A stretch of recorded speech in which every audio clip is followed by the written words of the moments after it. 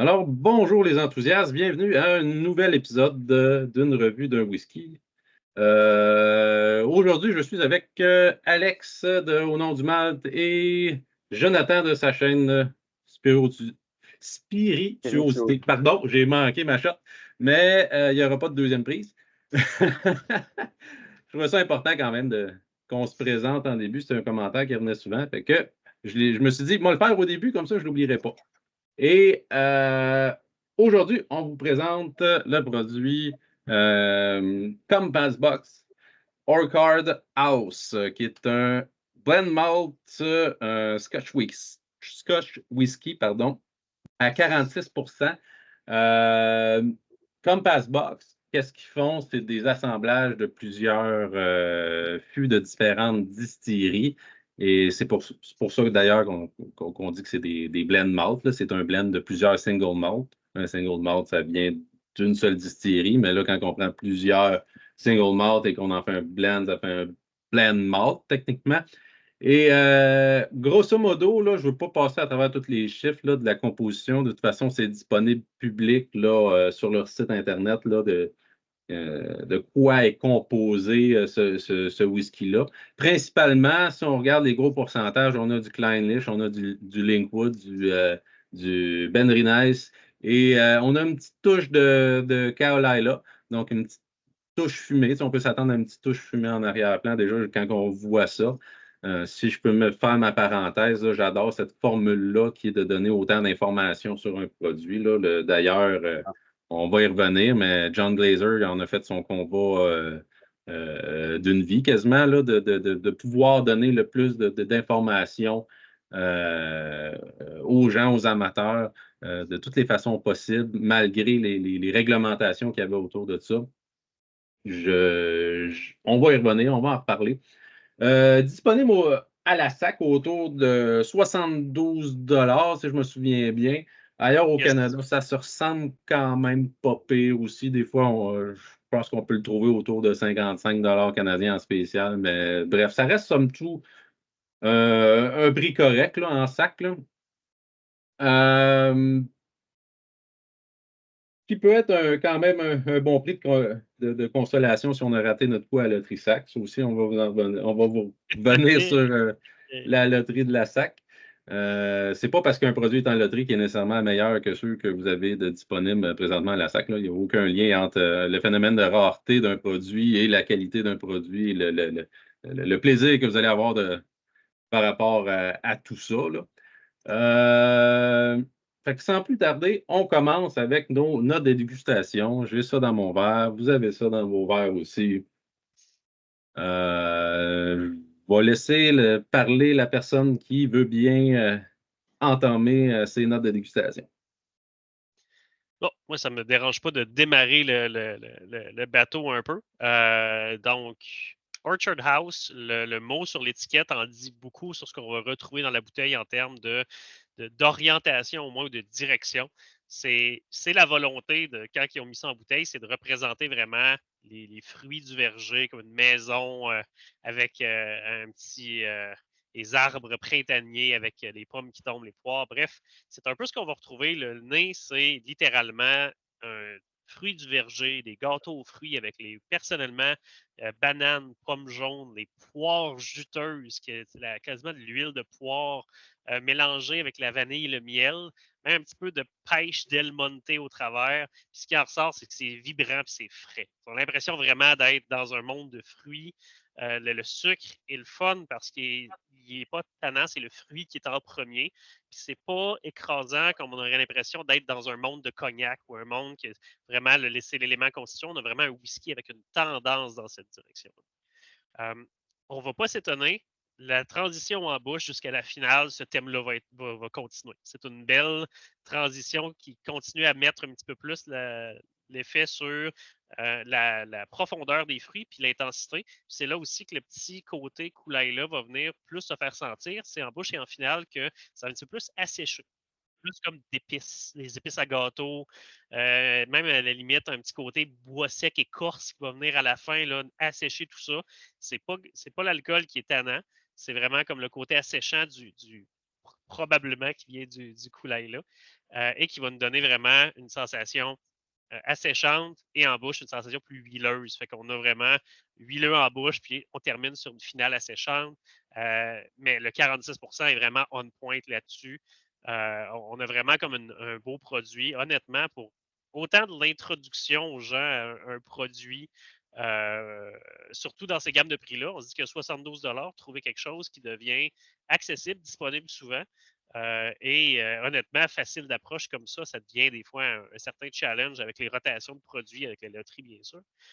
Et celui-là, je trouve qu'il coche quand même beaucoup de cases là-dedans. Puis à force de regoûter, on va pouvoir trouver encore plus de fruits. On va aller trouver le citron, on va pouvoir continuer à aller l'attaquer dans cette direction-là pour juste décortiquer les différents fruits qu'on y trouve.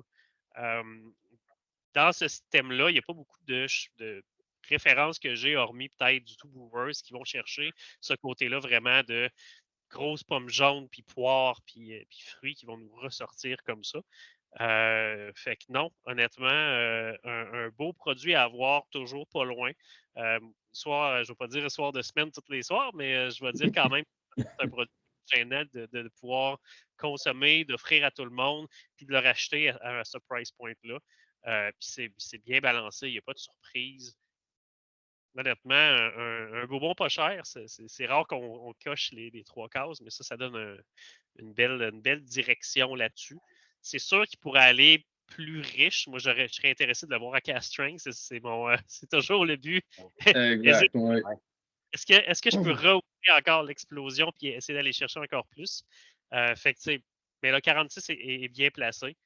Mais bref, L'étiquette avant le produit très bien, honnêtement. Là, c'est des pommes, c'est de la verdure, du verger, des pêches, des poires. On fleurs de voit vanille sont là.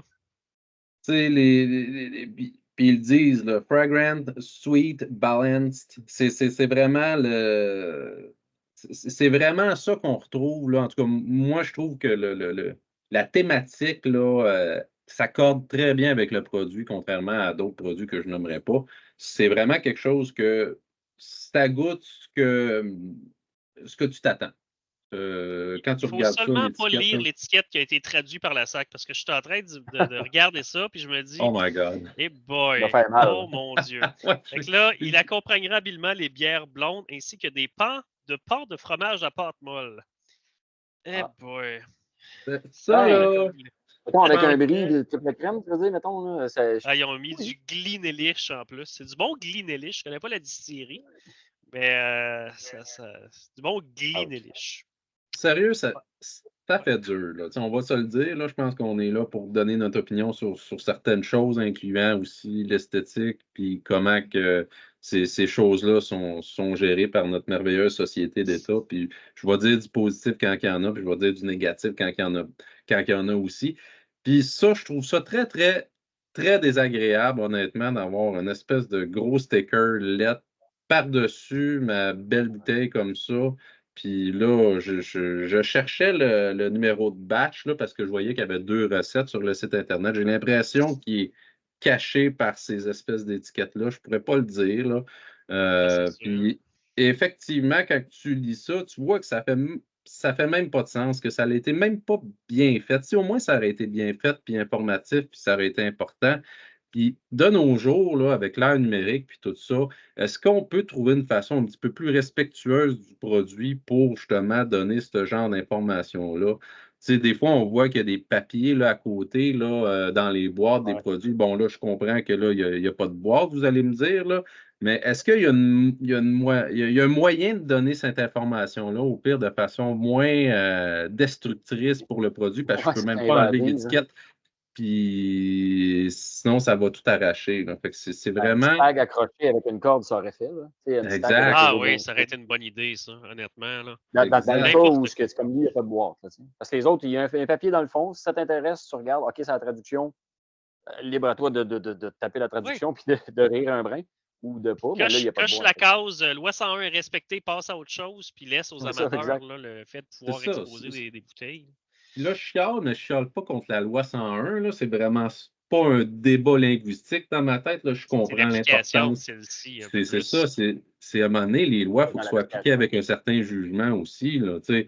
Les gens, le commun des mortels, il y en a pour qui c'est un événement, s'acheter une bouteille de ce prix-là, puis de voir un truc comme ça, c'est décevant pour beaucoup de personnes de s'acheter une bouteille à 72$ et que ça soit un peu maltraité comme ça. Moi, je trouve pas ça respectueux là, envers la clientèle, là, en tout cas d'un point de vue business. Là. Mais bon, OK. Moi, je ferme ma parenthèse, je suis là. Je suis Hum, pas si pire. Là, là on a un produit à 72$. Moi, je trouve ça quand même assez abordable, mais des fois, c'est des produits chers. Puis là, tu vois que tu as un gros Ouais. sticker sur ta belle bouteille. En tout cas, bref. ouais. Joe, tes notes, ça ressemble à ça toi aussi? En fait, c'est sûr que j'ai trouvé ça très honnête de la façon que le produit est présenté. Puis le prix, moi, je trouve que pour le prix, c'est très wow parce qu'il y a beaucoup de complexité. Je vais y revenir un peu dans mon overall, mais c'est sûr qu'au nez, on s'attend, le fruit du verger, quand on se plante le nez dedans, c'est vite fait, on peut très bien voir là, que l'allusion, ils n'ont rien caché. Fait que, moi, je trouve que c'est super honnête en disant préparez-vous, ça va être fruité. Puis, très agréable au niveau du nez parce que souvent, le fruité vient avec une certaine acidité, puis là, c'est comme une belle balance pareil. Fait que moi, C'est vrai. j'ai pas mal. Comment je le décrirais, c'est moi, j'appelle ça crémeux, des beaux fruits crémeux. Fait qu'on, il y a quand même des fruits comme pêche, ananas, c'est des fruits quand même un peu vifs, mais comme si on avait mis une petite crème anglaise dessus, le petit côté rond qui vient adoucir un peu ça, puis qui vient rendre ça agréable. Il y a quand même, il y a quand même aussi une belle petite dose d'épices qui est un peu plus accentuée en bouche, mais pour le nez, il y a une petite dose d'épices super agréable qui vient comme donner une belle complexité à ça. Fait que, le nez est complexe, il y a un peu d'épices, beaucoup de fruits, et puis c'est pas trop. Souvent, quand c'est fruité trop, quand dans les Speyside, ça devient comme un petit peu agressant, là, mais là, dans ce cas-ci, c'est super bien balancé. Il y a un petit chêne discret en arrière qui n'est pas très, très évident, mais il y en a quand même un. Moi, je le vois comme un petit chêne humide, là, genre bord de quai ou baril humide, comme même. C'est vrai qu'il y a un Et petit bois, ouais. Ouais. ouais, il y a un petit. Ben, c'est tame down, là, c'est vraiment en arrière, mais quand même, c'est là. Puis le petit côté colilat, vu que ben là, en regardant dans le PDF du Compass Box, dans la composition, mais on le sent, le petit caractère de tourbe. C'est pas une tourbe, c'est pas de la fumée qu'on a au nez. Mais on a un petit, quand on est habitué des whisky tourbés, ben on le reconnaît un petit quelque chose qui est similaire. C'est comme un petit peu râpeux, un petit peu restant là, de bois cramé, là, discret en arrière. Ouais, une Fait petite que, cendre, moi, je disais, là, effectivement. Là. ouais, ça fit là. L'écorce, à la limite. Là. Ouais. Après ça, ben en bouche, on est encore dans la complexité. C'est sûr que là, dans la bouche, les proportions sont un petit peu différentes. C'est très fruité encore. C'est des agrumes confites, un petit peu plus rondes, mais quand même une bonne dose d'épices en bouche. Là. Puis là, j'ai essayé de catégoriser les épices parce que j'aime ça mettre des noms dessus. Je dirais, moi, un petit peu romarin puis piment de Jamaïque. Les deux comme un peu mêlés ensemble. C'est ce que ça me rappelle, mais peut-être même un peu plus complexe que ça. Il y en a peut-être un peu d'autres. Aussi, quand même, un petit caractère sec de tourbe qu'on voit, qu'on trouve en bouche. Puis, c'est complexe, c'est dense, il y a beaucoup de saveurs. C'est pas quelque chose d'insipide, de linéaire, pas quelque chose de trop tranchant. On le prend en bouche, là, il y a quand même une belle complexité, puis c'était super agréable. Puis, moi, c'est ce que j'aime un peu, c'est que c'est agréable. Tu le bois, ah wow, c'est bon. Mais si tu veux t'attarder, crème, je goûte, tu sais, là, OK, ouais, encore un peu d'ananas, encore un peu de poire, encore, tu sais, là, un petit un peu d'écorce. Fait que là, si tu veux t'attarder, tu as de la viande en masse là, pour t'amuser. Fait que pour moi, ce que ça, c'est des bons whisky. Là. Puis, à 72$, c'est quand même très honnête. C'est pas cher pour les gens qui 50$, c'est comme une bonne bouteille. Mais pour nous, quand on est un peu geek, on est comme habitué de déplier des fois des 100-ish dollars. Fait que je trouve que même si c'est un blended malt, un blend, c'est vraiment un très bon produit. La finale, elle est quand même pas super intense côté chaleur. Fait que, au niveau de la durée, la finale est moyenne. Mais elle est agréable, elle est épicée, un petit peu chaude. Puis c'est comme un peu de fruits et épices. Fait que, c'est dans la même gamme encore, mais une finale correcte. Puis je dirais que overall, c'est vraiment un produit honnête, vraiment un produit quand même complexe, balancé. C'est de qualité. Là, c'est comme pas poche. Là, c'est un produit que. Hein, puis je l'ai fait goûter à d'autres amis aussi là, en fait, la semaine passée. Puis ils ont tout fait oui, c'est très bon. Là, c'est pas de la scrap. C'est pas un petit. Mettons le Chevag qui est un blend, mais là, c'est un c'est un blend grain qui n'est pas méchant, qui a une belle complexité, mais on dirait que le Compass Box Hard Card, il est un petit coche au-dessus. Là, le niveau de l'accessibilité du whisky comme tel, là, c'est. Je ne sais pas Ouais, si c'est moi, là qu'on dit notre note, là, mais moi, je dirais, là, pourvu que le prix est quand même très bien au niveau prix, moi, je donnerais un 85 parce que c'est super bon. Sans être le top du top, c'est super bon, puis le prix le rend super accessible. Fait que, tu garages ta note pas tout de mal. suite. Tu n'attends pas à la fin. Ah, ouais, Ben désolé. non, je te Il n'y aura pas niaise. de surprise, pas de suspense. Ben non. Moi, je garde ma note à la fin, garde un suspense. Au pire, vous l'avancerez. Vous checkerez dans la description. À cette heure, c'est vrai, on l'écrit dans la description. Fait que c'est putain un punch. Là. Mais je pense que tu as touché un point quand même important en disant qu'il y a une belle complexité. Parce que moi, personnellement, je ne m'attendais pas à ce qu'il y ait une complexité assez, aussi développée que ça, là, à ce niveau de prix-là. Moi, la première fois que j'ai goûté à ça, mes attentes étaient assez basses, mettons, en niveau complexité. Mais Ouais. effectivement, tu bois, tu fais ah, OK, c'est bon, ça se boit bien. Puis là, tout d'un coup, tu fais ah, il y a d'autres choses qui se passent, il y a des choses qui évoluent, il y a des choses que je n'avais pas vues la première fois. Puis là, ça travaille. Puis là, à un moment donné, je fais comme ah, ben finalement, c'est quand même complexe. C'est quand même honnêtement complexe pour un produit comme ça, pas cher. Puis, dans ma tête à moi, c'est ça un bon whisky. C'est qu'il soit bon à boire, puis qu'il ait un certain niveau de complexité, justement, parce que sinon, à un moment donné, juste bon à boire, ça devient boring, là, ça devient plate. Là. Mais là, effectivement, pour le prix, je trouve qu'on a un produit qui est suffisamment complexe pour plaire à des gens qui recherchent la complexité, puis qui est suffisamment bon à boire pour aussi aller rechercher un public qui est plus, pas débutant, je ne veux pas sonner péjoratif non plus, là, Amateurs, là, disons, mais qui veulent aller chercher plus loin. C'est comme un. Ouais. Il y en a là-dessus qui sont des whiskies que tu passes assez vite dessus, mais que si tu veux comme drill down certains produits, il y en a dans des core range qui sont vraiment excellents pour ça. ouais. Ben, Fait que- c'est là que les blends comme ça devraient briller. Tu sais, un blend, je ne parle pas des blends cheap où on remplit les trous, là, puis on prend des barils pas chers de grain, je ne sais pas quoi, pour avoir de la quantité, mais quand tu veux faire un blend de qualité, officiellement, tu peux faire un whisky plus de qualité avec un blend parce que tu peux vraiment aller chercher, tu n'es pas limité à une seule distillerie. Là, tu peux dire, oh non, mais j'aime bien le petit côté pour Lila, j'aime bien le petit côté de Clynelish pour. Et là, tu viens marier plusieurs caractères ensemble, puis là, tu peux faire de quoi de puis awesome, là, pour vrai. Là. Tu vas tu le chercher de la vois sur qualité, le, mais au d'un baril. tu le vois sur le site qui ont justement geeké là-dessus parce que tu vois le graphique avec les pourcentages, puis tu vois vraiment le 30% Clynelish avec les arômes du fût qu'il y avait là. Fait que, Qu'est-ce qu'ils sont allés chercher dans ça, chaque truc? Ça, c'est ça, fantastique. ça a dû être trippant, là, faire ça. Ben, en tout cas, moi, je suis très prêt là, à être le blender de Compass Box parce Ben que oui. Comme bar open, qu'est-ce que tu aimerais comme whisky, puis construis-les.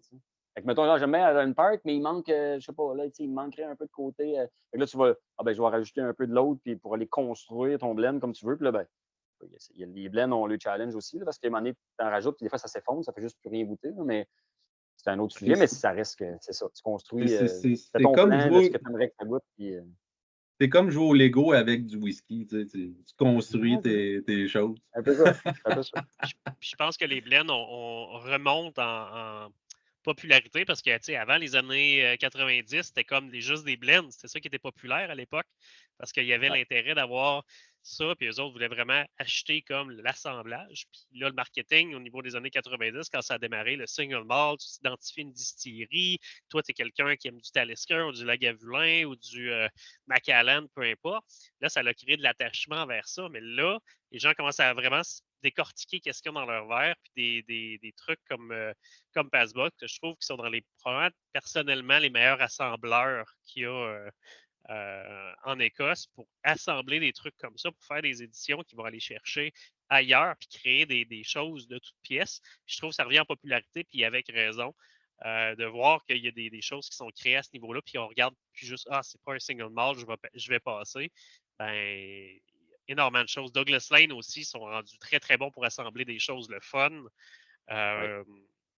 Il y a Ben, beaucoup de le fun que les gens vont regarder ailleurs que le Johnny Walker, puis le Black and White, puis tout ce que le monde sont habitués que ce serait un blend qui est fait pour du commercial. Ben là, il y a du blend de haute qualité et haut de gamme aussi, parce que quelqu'un veut se lancer dans le blend. Il ne va pas sauver de l'argent nécessairement comparé au single malt, je garantis. on peut aller chercher longtemps là, Oh des oui, belles choses. comme Passbox, il y a des éditions à 2000$ aussi. Puis d'ailleurs, moi, j'ai une de mes éditions mythiques de All-Time Favorite, là, c'est le Compass Box General qui est, c'est ça, Oh my 2000$. Là. God. Ouais, Ça, ouais, ouais, ouais. c'était intensément, c'est de toute beauté, c'est mythique comme bouteille, là, mais bref, tout ça pour dire qu'il y a un niveau de qualité quand même assez élevé aussi qu'on peut aller chercher dans les hautes éditions de Compass Box. Il ne faut pas penser non plus que Blend est égal à moindre qualité. C'est vraiment, mais vraiment pas le cas. Puis je suis content justement qu'il y a un Compass Box qui existe en ce monde parce que c'est ça qui a fait en sorte qu'après ça, les autres ont comme suivi un peu la tendance, là, les Douglas Lane, tu l'as dit, les choses comme ça, parce que Compass Box, ça fait quoi? Ça fait 23 ans, je pense, je disais là, que Ouais, John Glazer, c'est il a parti ça. Puis ça a été tout un combat pour lui là, à travers tout ça. Là. On va y revenir. Là. Je ne veux pas trop prendre de temps tout de suite là-dessus. Mais c'est tellement un beau créneau là, de ces blends-là que si vous m'écoutez et que vous êtes une personne qui, au départ, avait une réticence quand il voyait le mot blend, là, ben, faites pas comme moi à mes débuts parce que je pense que beaucoup de gens ont eu cette impression-là que les blends, c'était de moins bonne qualité. Mais il y a certains blends que c'est des produits de très haute qualité, là, malgré que c'est écrit blend. On va y revenir sur c'est quoi le pourquoi du comment. Mais Dis-moi, JP, toi, oui, qu'est-ce que tu en penses de ce là ta description, ton nez, tes. c'est ça, j'allais là. J'essayais de trouver Ah, une façon de m'en sortir. on parle trop. Faut qu'on arrête. Merci. Mais c'est ça, c'est parce qu'on est tous des tripeux qui renchérissent sur tout ce que quelqu'un dit. Bref, oui, mais mes notes de dégustation. euh, Moi, j'ai effectivement là, poire, abricot, le verger, là, les pommes très fraîches, mais aussi tu sais, des herbes fraîches, là, fraîchement coupées, une espèce d'humidité, une vanille en arrière-plan. Il y a, ouais, les pêches, là, comme tu as dit, moi, effectivement, les pêches fraîchement coupées, là, quelque chose de vraiment, des fruits frais. Là. On est là, c'est vraiment fruits frais. Là. Euh, Sinon, en bouche, encore les fruits qui vont venir beaucoup attaquer. Je trouve qu'il y a quand même une belle intensité aussi d'alcool. C'est pas juste un truc qu'on sent qui a été downé pour être downé puis que ça goûte la dilution. Pas pantoute, là. Moi, je trouve ça le fun quand il y a une petite vivacité, justement, que c'est pas un produit trop terne. Sinon, la petite fumée de Kaol là aussi en bouche, là, je la trouve très bien balancée. Là. C'est pas too moche et pas trop effacée. Et juste correct. Là. On la sent et là, et pas. Ceux qui connaissent leur kaolai-là dans leur coulis-là, ou peu importe comment on va le dire, on va reconnaître ça, là, cette espèce de petite fumée-là en arrière-plan, ce qui me rappelle un petit peu une ADN HPS, une espèce de Highland Park qui n'existerait pas dans ce monde, plus fruité. Fait que cette petite touche-là, là, allez pas penser non plus que c'est un gros kaol super tourbé similaire à un Islay, là, mais quand même, on retrouve une petite touche de tourbe très, très agréable. Une petite fumée, une petite cendre qui reste à la fin là, sur la langue. Et bon, finale relativement courte, sauf pour ces éléments-là, mettons, là, un petit peu de cendre, un petit peu, moi j'avais noté gomme Juicy Fruit, là, l'espèce de gomme jaune, là, les fruits. Euh, Fait que overall, là, très beau rapport qualité-prix, très belle complexité, surtout pour le prix. Là, moi, je donne un beau 86, là, je vais y donner tout de suite. Là. Puis c'est une note qui, mettons, tient compte aussi du rapport qualité-prix. Moi, je trouve ça important aussi de donner peut-être une petite prime de temps en temps quand il y a cet effet-là de faire comme Ah, j'ai eu un bon deal. Autant que quand je bois un whisky, puis je fais comme, ah, me semble, j'ai l'impression de m'être fait avoir pour cette Ouais. bouteille-là. Ça l'influence un petit peu la note sans nécessairement exagérer non plus. Là. C'est pas ça le but. Là. Je pense en premier lieu, il Non, mais faut évaluer s'il y le avait été produit. 200 s'il y avait été 200 ou 250, c'est comme, à 250, nos C'est ça. attentes sont quand même élevées. Ben, 70, tu prends, tu es agréablement surpris. Fait que, on dirait que ça aide à donner une bonne note, clairement. Exactement. Moi, je trouve ça Mais important aussi, de j'ai dire. j'ai ajouté de l'eau dedans. il a gardé la complexité. Il a adouci un peu au niveau, il est comme devenu plus rond, plus sucré. Et autant au nez qu'en bouche, il a gardé beaucoup de ses arômes puis de sa complexité pareil. Ça veut dire que c'est quand même. Ça veut dire que c'est quelque chose de complexe. Quand tu rajoutes de l'eau puis il ne tombe pas monotone, ça veut dire que tu as quelque chose de solide. Là. Oui, Ouais, ça, les fêtes, moi aussi. C'est vrai. On dirait que là, il y a un miel, un ananas quasiment qui ressort. Là. Il y a ouais, c'est ça, c'est une plus, purée de- moins intense, mais encore riche. Mais c'est vrai C'est qu'il pas trop tient floral. encore. Ça veut dire que c'est des bons fûts qu'ils ont utilisés parce que là, on voit que c'est tout du First Hill Bourbon là, qu'ils ont pris C'est ou là à que tu peu vois près la là, sur le. complexité d'un produit. Là. Si tu mets de l'eau dedans, il se tient encore. C'est-à-dire qu'à la base, c'était un produit complexe. Souvent, des fois, je fais l'exercice avec des cast strength. Et si tu mets de l'eau dedans, puis il reste bon, mais à certains degrés, puis il y a d'autres choses qui sortent, c'est bien. Des fois, tu mets de l'eau dedans, puis il tombe quand même plutôt flat. Là, tu Exact. vois, OK, ils ont sorti ce cast strength-là parce qu'il était bon à haut niveau, mais dès que tu le baisses, il devient un peu plus incognito. Là. Effectivement. Moi aussi, Et je trouve que les 46, c'est pas super élevé. Tu mets de l'eau dedans, il se garde. ouais, c'est un très bel Même ça, exercice comment ça se c'est un tient tout ça. produit. C'est un produit qui ouvre aussi quand tu rajoutes un petit peu d'eau. Tu n'as pas besoin de grand-chose pour être capable. Puis Non. moi, c'est le côté floral que j'ai trouvé qui ressortait. Puis que la vanille prenait un petit peu plus de place au travers. Les fruits devenaient moins acides. C'était plus sucré. Ouais, Vraiment moins comme une acide. salade de fruits en canne là, avec le gros jus épais. Là. Je trouve Ouais. que tu gagnais ça quand tu diluais. Ce qui est vraiment le fun à voir. Mais ouais, Mais day to day, c'est Ouais, sûr, je ne le dilue pas. Là, pêche en canne, là, vraiment. je le trouve Ah, parfait à il y a pas 46. longtemps, lui, puis il est déjà rendu. Mais ça aussi, c'est cool. C'est que tu surveilles de bord, tu vas le racheter. Hein. C'est pas on l'a eu là à cause. Non, non, il y en avait beaucoup, puis il y en a. Puis ça fait longtemps qu'on le voit en sac. Moi, ma SAQ Saint-Hyacinthe, c'est pas la SAQ qui a le plus de choix. Puis il est là. Fait que, tu sais, c'est un des meilleurs daily qu'on peut avoir. Pas trop cher, super bon, puis il y en a en masse. Fait que Ouais, ça effectivement. catégorise comme dans un top 5 daily facile. Là. Ouais. Pas Moi gênant. aussi, je trouve que ben, moi, daily, là, je ne suis pas un gars qui boit fréquemment. Fait que pour moi, la définition d'un daily, c'est un bon starter, là, finalement, de dégustation. C'est quelque chose que je vais ramener souvent comme starter pour aller vers d'autres choses par après dans ma lignée. Puis je pense qu'il remplit très bien ce rôle-là de starter, justement, là, puis il permet justement de se réchauffer, un peu comme on dit, là, tu sais, OK, je vais chercher tel arôme, il vient, il est stimulant quand même, il n'est pas boring, il n'est pas trop intense pour commencer, il est bon à boire, il y a du plaisir à avoir avec ça. Clairement. Ça met bien Euh, la table. Fait que, petit retour sur la loterie sac, hein, parce que si on veut faire le parallèle, moi je dis souvent, la rareté d'un produit ne fait pas la qualité du produit. Ou, tu sais, le plaisir que tu peux avoir avec un whisky, ça n'a aucun lien avec nécessairement sa rareté. Et c'est un peu ça que la loterie de la SAC là, essaye de nous vendre. Là. Il y a beaucoup de Springbank qui sont hautement en demande là, partout sur la planète. Là. C'est quand même très difficile là, si tu n'es pas, ben, peu importe où ce que tu es dans le monde, c'est très difficile à avoir là, des Springbank. Et ce produit-là, il n'est pas en loterie, puis c'est un très bon produit. Puis il y en a plein d'autres des bons produits aussi qui sont disponibles présentement et qui ne sont pas en loterie ou qui ont été annoncés. On a vu des Shelter Point qui vont être disponibles bientôt, des Razé.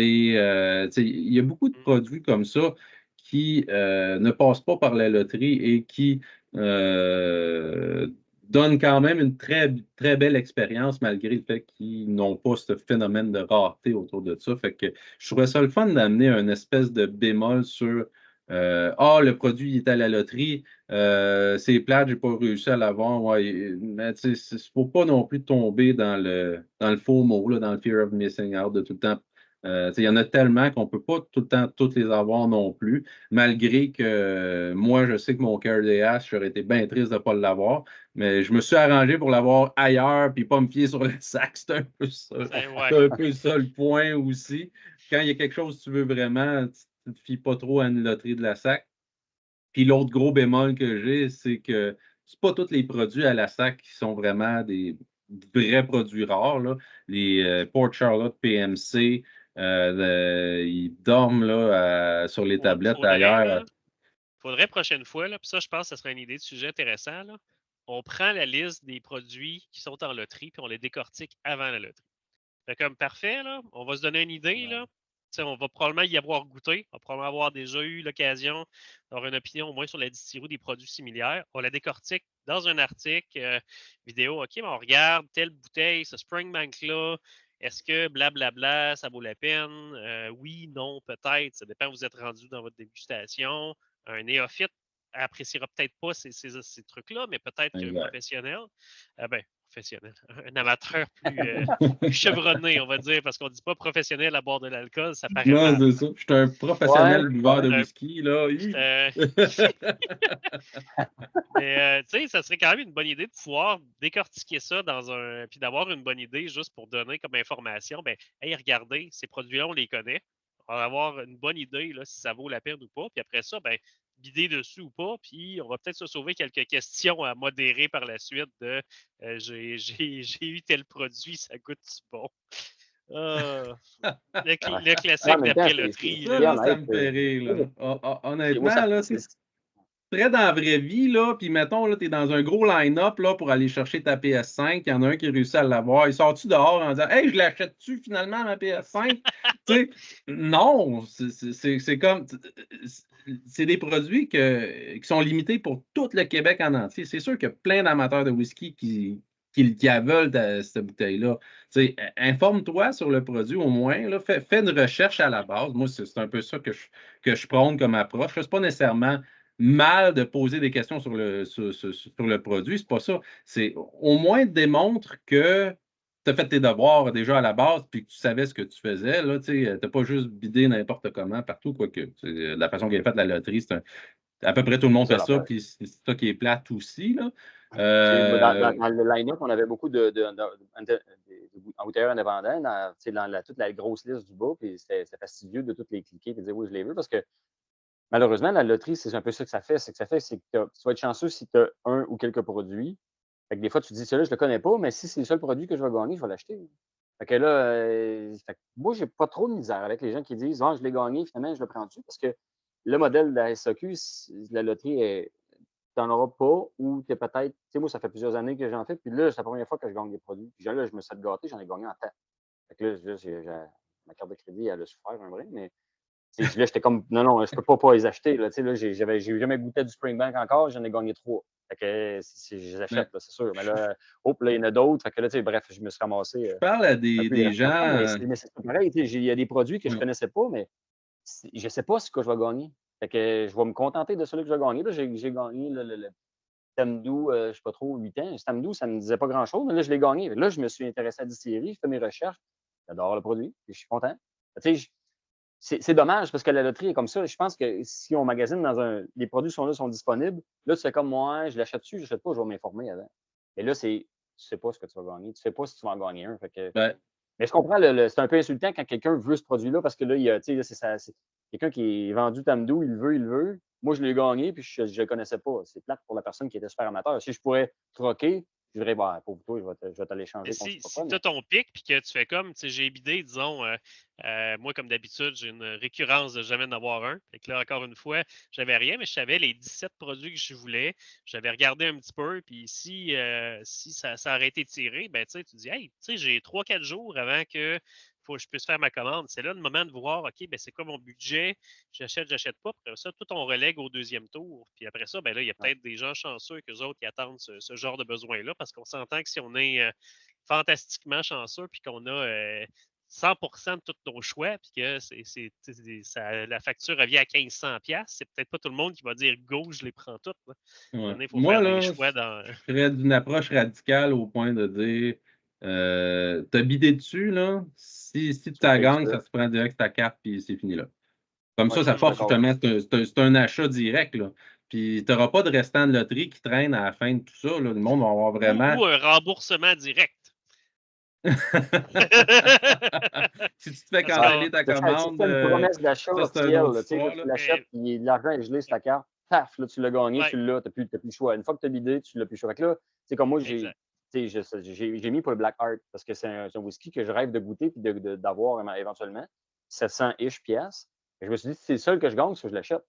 Mais là, j'en ai gagné trop. Fait que là, au deuxième tour, j'ai gagné Black Heart. Aïe, aïe, là, ça serait carrément irraisonnable de ma part de C'est crève de cœur. l'acheter. Fait que là, j'étais là, oh, mais en même temps, j'ai pas chialé. Là, j'ai gagné des produits. Fait que moi, je suis béni. Ça fait plusieurs années que je gagne rien. Là, j'ai gagné, je me gâte. Puis, j'avais comme prévu le coup. Là. OK, là, le prix s'en vient.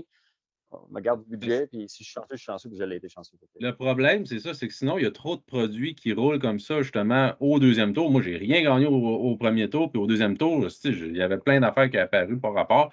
Puis je me suis dit, crème ça veut dire là, qu'il y a tellement de gens qui ont juste bidé sur tout, puis qu'après ça, ils ont juste comme. Parce que quand tu n'achètes pas une bouteille absolument dans ton lot, tu ne participes pas à la prochaine. Fait que probablement qu'il y a plein de gens, justement, qui se sont fait canceller pour ça. Puis ça l'a donné une espèce d'immense lot de quantité que finalement, plein de gens ont eu quelque chose au deuxième tour.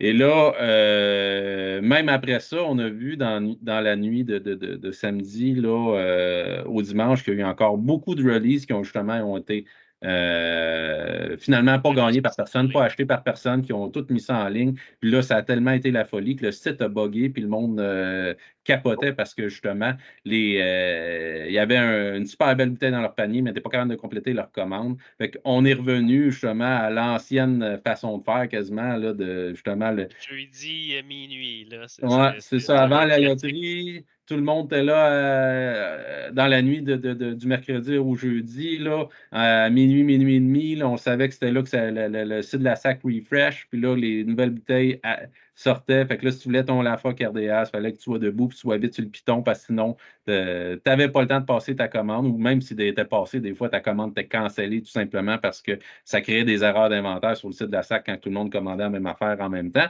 Puis il y avait même eu des articles de journaux là-dessus. Ça a été quand même la folie. Là, Il y en a encore eu pour celle-là. Moi, j'ai vu une couple de posts un peu partout là, de monde qui ont commandé des produits qui sont fait attribuer et qui sont fait rembourser.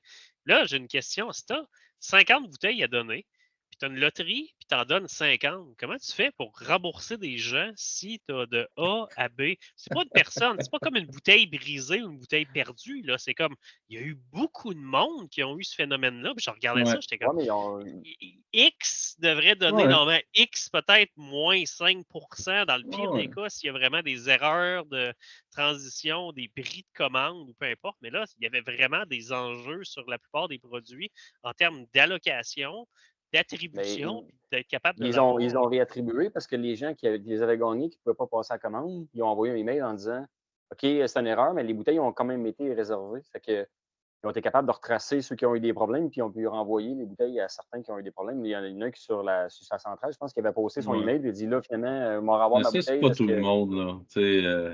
Ah, là, Il y a- c'est parce que si ça a fucké, il y puis a- là, finalement, tu ne l'achetais pas. Là. Moi, j'ai passé au deuxième tour. Des bouteilles que j'ai gagnées, je voulais l'acheter. Non, c'est la deuxième journée de la première tournée. Finalement, OK, j'achète telle bouteille. Finalement, OK, ouais, je vais l'acheter. Mon Octomore, là, je l'ai, fait que je vais l'acheter. Puis, je casse le cochon. J'arrive pour l'acheter. Puis, hop, ma carte, l'argent se fait prendre sur ma carte. Après ça, hop, c'est cancellé.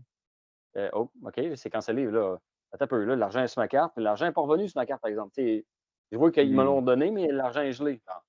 On va racheter encore une fois. Bang, encore la même affaire. Là, j'ai appelé à ça que je disais, oh, minute, là, parce que là, ça faisait 800$ qui était gelé. Là, fait que là, attends, là, je commençais à stresser un brin. Puis là, elle me l'a dégelé, puis elle m'a arrangé ça au téléphone, puis ça a passé parce qu'il y avait comme peur du sport. Le Moi, système a pesé sur fraude, je sais pas quoi. Hein. je connais quelqu'un justement qui s'est fait canceller son Lafoc RDS, puis qu'après ça, le deuxième tour, moi, je n'ai gagné un. Puis lui, il dit crème. Moi, j'ai pas eu de retour. Comment ça que moi, Wow. je me fais canceller ma commande puis, comme s'il n'y en avait plus, puis finalement, il y a d'autres mondes qui en gagnent après ça. Ça n'a pas aucun C'est sens. bol. Mais bref, on pourrait en parler longtemps là, de ce problème-là. Ou bien, tu sais, plan B, moi, que j'aurais, c'est crème, fais des tours, là, fais de la loterie là, jusqu'à temps qu'il n'y en ait plus au pire. Là. Épuisé. Oui, épuisé. Fais-les rouler, là, ta loterie. Là, fais pas juste 2 tours. Là, fais-les ad vitam aeternam là, jusqu'à temps qu'il n'y en ait plus, parce que sinon, effectivement, on revient aux années qu'on se battait sur le site Internet pour réussir à avoir une bouteille. Là. Puis, De toute façon, c'est un code, c'est un programme qui roule. Là. Ça ne coûte rien là, que ça se fait. Là. À minuit, tu reçois à minuit quelqu'un ton email disant que tu as gagné. C'est pas quelqu'un qui dans un, un chapeau qui sort un non, nom. c'est Là. ça. C'est automatisé.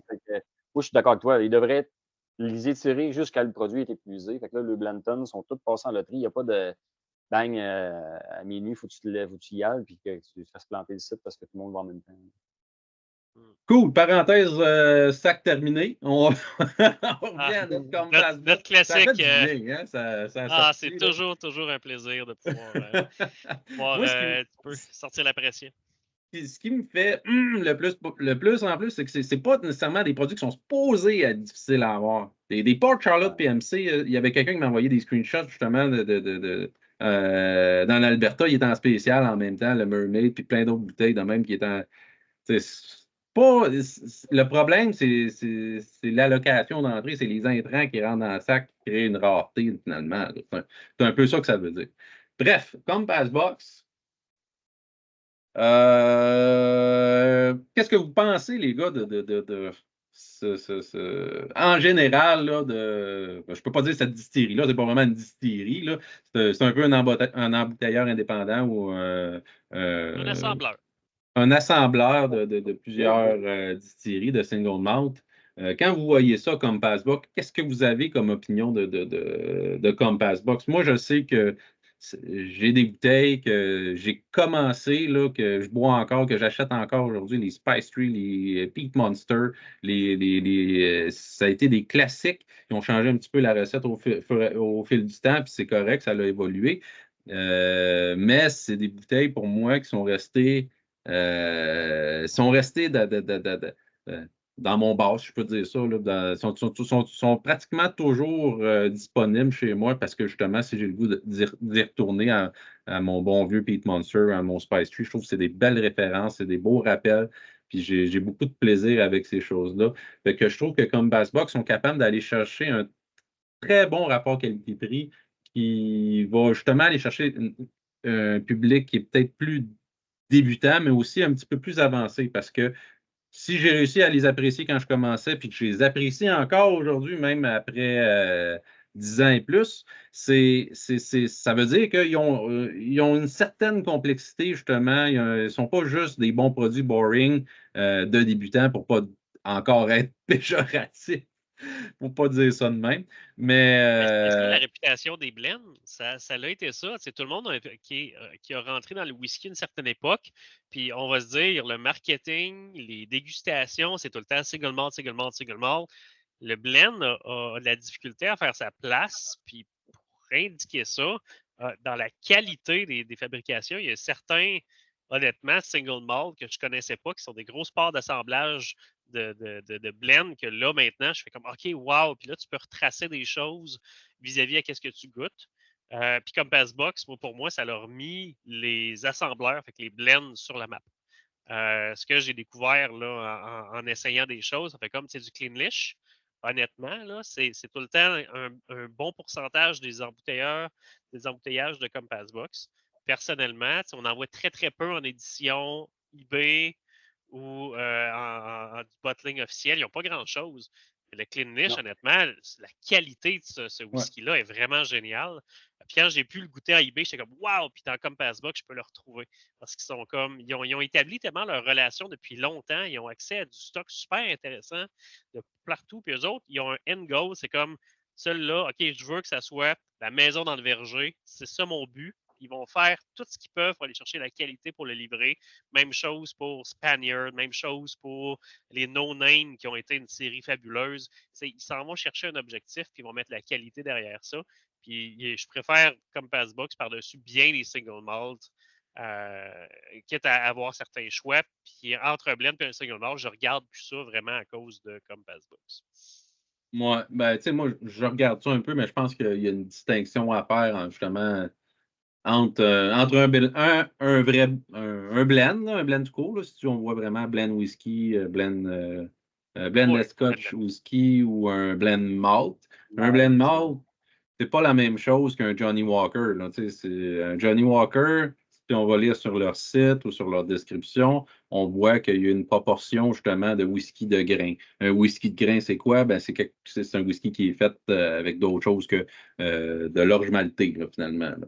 Et là, ça fait en sorte que justement, il y a une distinction à faire. Il y a une distinction à faire entre un Compass Box qui va acheter des barils de différentes distilleries qui font des single malt puis qui font des assemblages justement avec tout ça. Et un Johnny Walker's, un Chivas, un Ballantine qui font des blends avec un whisky de volume, là, finalement, pour créer un volume plus commercialisable au détriment, finalement, de la qualité du input qu'il y a eu là-dedans. Là, parce que souvent, ils mettent du Clynelish aussi là-dedans. C'est juste qu'il est mixé avec plein d'autres choses peut-être moins bonnes.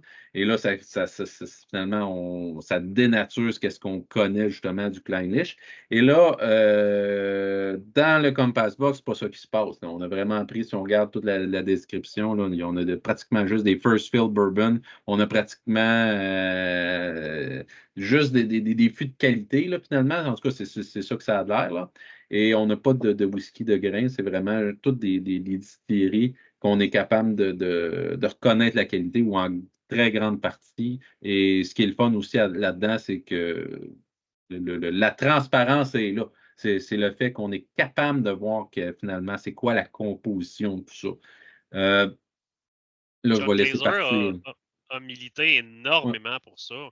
Ouais. Ça a été son cheval de bataille pendant des années pour tester les limites de la Scotch Whisky Association parce que on sait à quel point c'est très, très strict. Ça te dit comment ton étiquette doit être fabriquée. Il faut utiliser single malt avant Scotch. Tout ton statut est comme défini dans une norme. Fait qu'ils sont très rigoureux.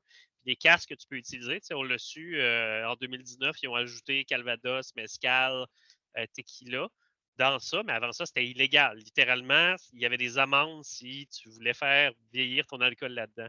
Puis John Glaser a juste dit, ben moi, je vais essayer de pousser la limite et rire un peu de ça pour donner le plus d'informations possible puis tester à quel point je peux tirer l'élastique, dont une des plus grandes blagues dans le whisky, qui est le Compass Box 3 Years Old Deluxe, qui est un 3 ans, notion d'âge sur la bouteille, parce qu'il a 1% de whisky de 3 ans d'âge à l'intérieur de ça.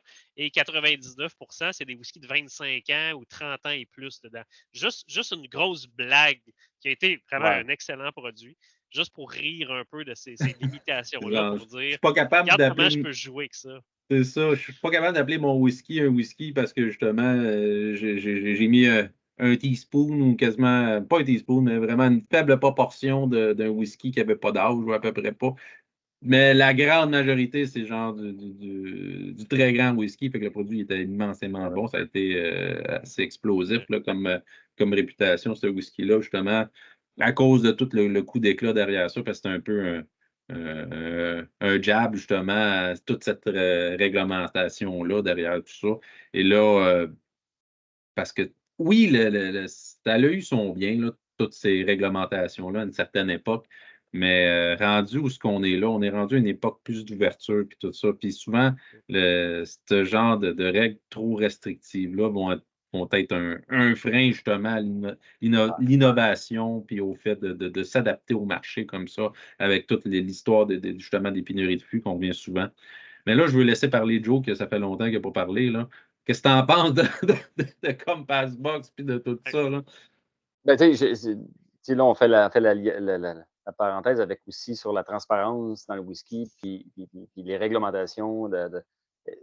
Je pense que l'idée derrière ces réglementations-là, c'est de faire la chasse-garde sur on veut que ce qui sort, qui est étiqueté single malt, reste des produits de qualité, puis qu'on reste dans un certain barème pour être sûr de ne pas se faire avoir. C'est le même principe aux États-Unis quand ils ont fait des bottle and bond, des affaires de même, c'est pour protéger, pour dire OK, là, ça, c'est un gage de qualité. Mais après ça, dans les compagnies sérieuses qui veulent faire de la qualité, puis là, je pointe Compass Box 100% parce que, puis de toute façon, c'est vraiment risqué pour une compagnie qui veut être prospère et qui veut s'identifier comme des bons produits, d'aller sortir quelque chose de scrap avec la vodka aromatisée, blabla, c'est non. Mais quand tu as des compagnies sérieuses comme Compass Box qui veulent faire de la qualité, mais qui veulent offrir la transparence, là, je comprends pas. Parce que là, on nuira pas à l'image des scotch, on nuira pas aux autres distilleries qui veulent pas, mettons un Dalmore qui marque rien, ils ont le droit de marquer rien. Puis ils ont une renommée déjà. Puis les gens qui aiment Dalmore. Ceux qui les aiment pas, ils aiment pas. Ça change rien. Quand tu as de la transparence, là, tu as le côté geek qui, tu sais, je compare ça avec la bouteille, là, super belle, belle étiquette, tout ça, tu as des infos, tu as la belle histoire en arrière, ça dit rien. Mais quand tu vas sur le site web, tu es content de savoir, ah, ils ont fait ça avec du Kleinlich, avec du Colilla. Là, tu vois tout un peu là, la partie de la composition. Là, ça l'alimente, le geek en nous. Ça fait pas mal aux produits, ça fait pas mal aux industries, ça fait pas mal à ceux qui marquent rien. Tu sais, fait que ce bout-là, je comprends qu'ils veulent faire attention et qu'ils veulent vraiment réglementer, mais fait que, tu sais, je trouve ça le fun de ceux-là qui essayent d'en mettre un peu plus. Puis c'est pas les seuls. Là. Il y en a d'autres compagnies. Dans le McLean, justement, quand tu vas sur le site web, ils en parlent gros. Puis ils disent on n'a pas le droit de dire c'est quoi l'âge minimum qu'il y a dedans, puis l'âge, les assemblages, à cause de la Scotch Whisky. Là, fait que là, c'est OK. Il la donnerait, mais il y a du noir dessus. On ne peut pas le donner. Mais ça vous donne une idée de ce qu'il y a. Fait que, Ben, ça, rendu là, c'est un petit peu dommage. La ligne est où? C'est là que je pense qui est difficile pour eux autres d'établir. OK, ça serait correct, ça ne l'est pas. Ça a été un de ses combats, ça aussi, là, de donner l'information sur son site web parce qu'il n'avait pas le droit de donner l'information sur sa bouteille. Et là, il a dit ben, correct, je vais la mettre sur mon site web d'abord. Puis il s'est fait écœurer quand même pas mal. Puis il a finalement un peu gagné son point parce que ça ne réglemente pas jusque-là. Il faut veulent aller avoir l'information. Fait que là, tu nuis en rien au nom puis à l'image du scotch et puis du single malt. Bien, si tu vas aller voir, va voir, là, tu pitonnes. Puis là, tu as accès aux infos que tu as besoin. Je ne vois pas en quoi que ça fait mal à l'industrie puis ça fait mal aux autres distilleries qui ne veulent pas la donner, l'info.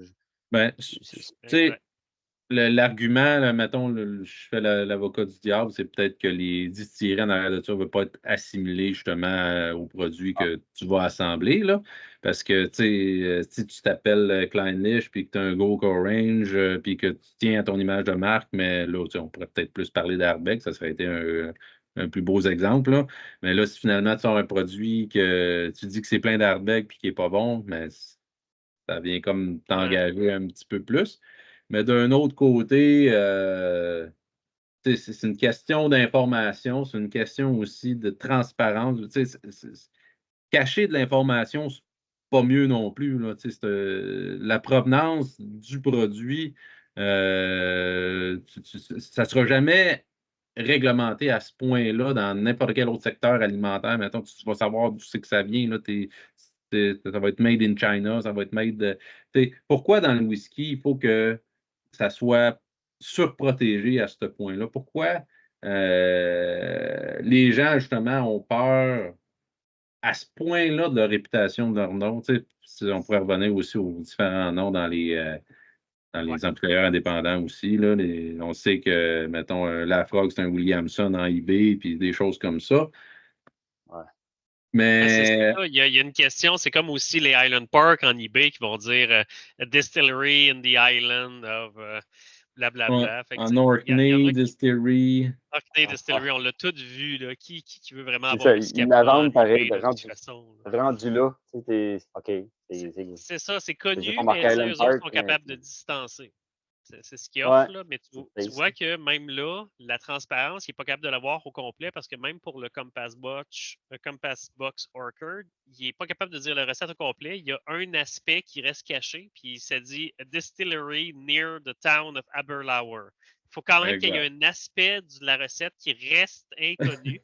C'est la limite qui est maintenant rendue, c'est de pouvoir dire 95% de la recette. Il faut qu'il garde genre 5-6% de l'assemblage, que c'est une distillerie proche de la ville d'Aberlour.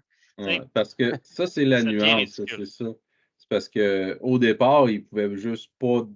La réglementation ne voulait juste pas qu'il donne le nom, mais là, si l'autre te donne son accord et qu'il est correct avec ça, comme des Kleinlich, des Linkwood, ça, on voit ça tout le temps là, sur les eBay. Mais là, clairement, si tu regardes le Near Aberlour Distillery, clairement, lui, il n'a pas donné son accord pour donner son nom sur l'étiquette. Fait que c'est pas vraiment la raison pourquoi on voit ça. On voit aussi un Island Blend French Oak. On ne sait pas c'est quoi. Mais la transparence a toujours ses limites, là, mais.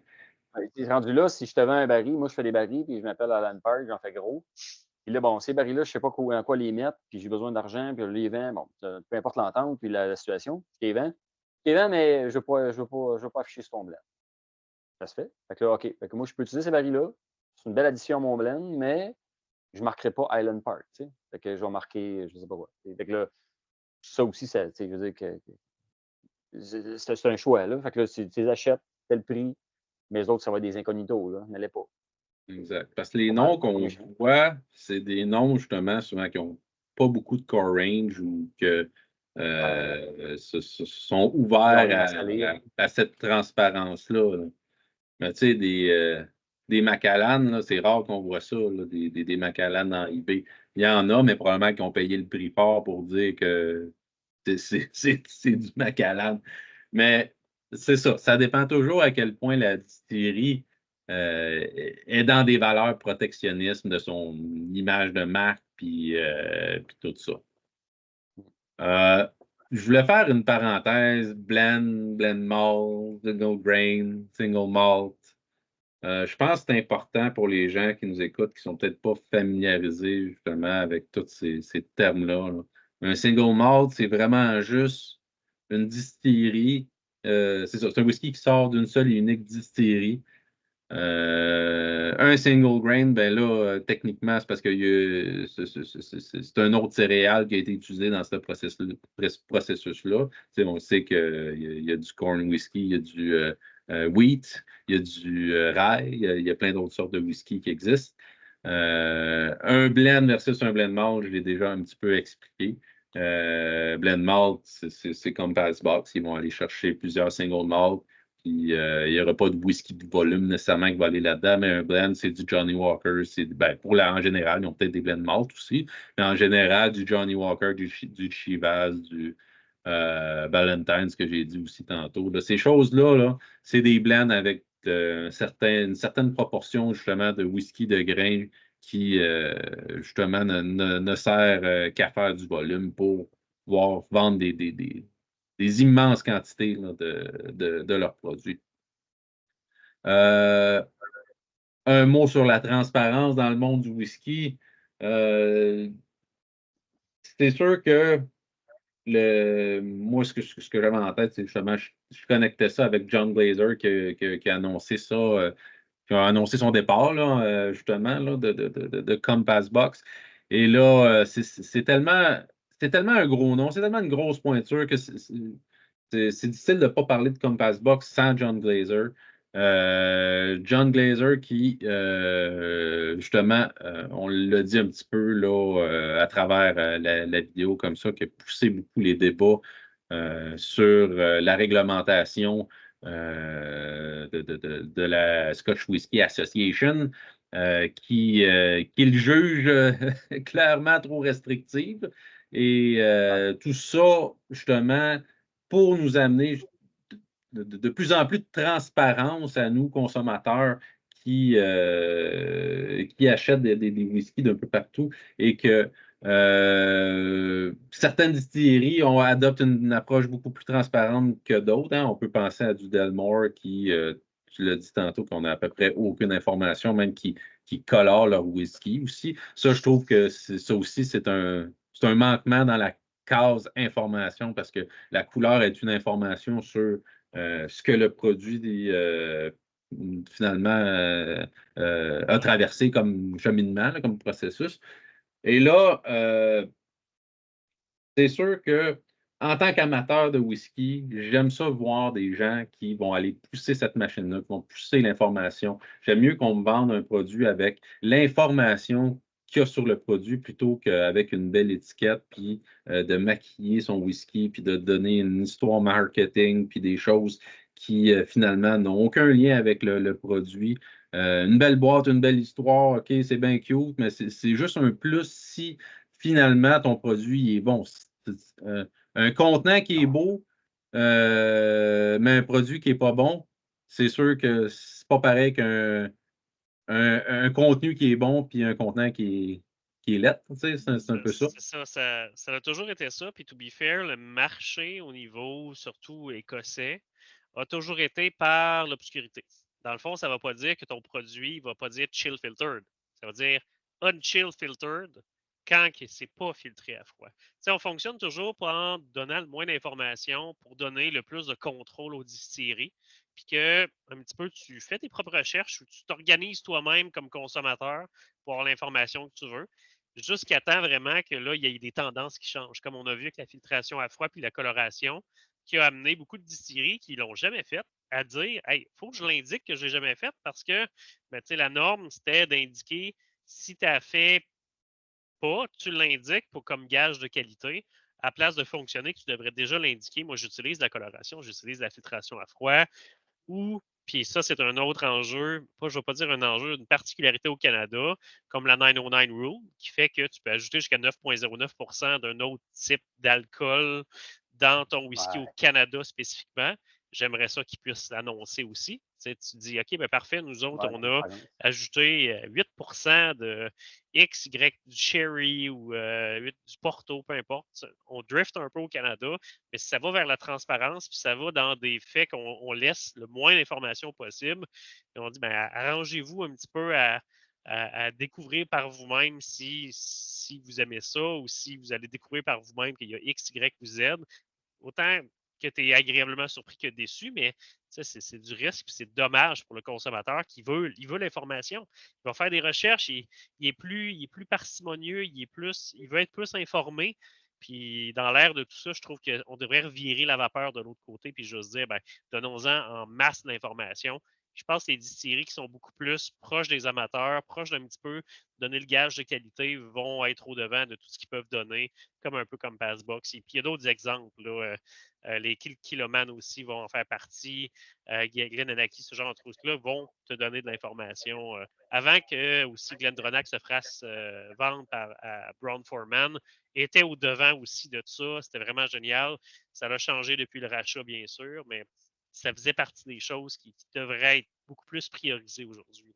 Ouais, ça l'a fait tollé, là. Excuse-moi, je fais une parenthèse. Là. C'est Glendronach, quand ils ont retiré la mention d'Unchill Filtered, là. Ça, là, Ouais. Ralphie en parlait. Et après ça, la distillerie il a écrit une lettre. Il a fait une autre vidéo pour répondre à la lettre, puis ça finissait plus, puis les gens embarquaient. Puis...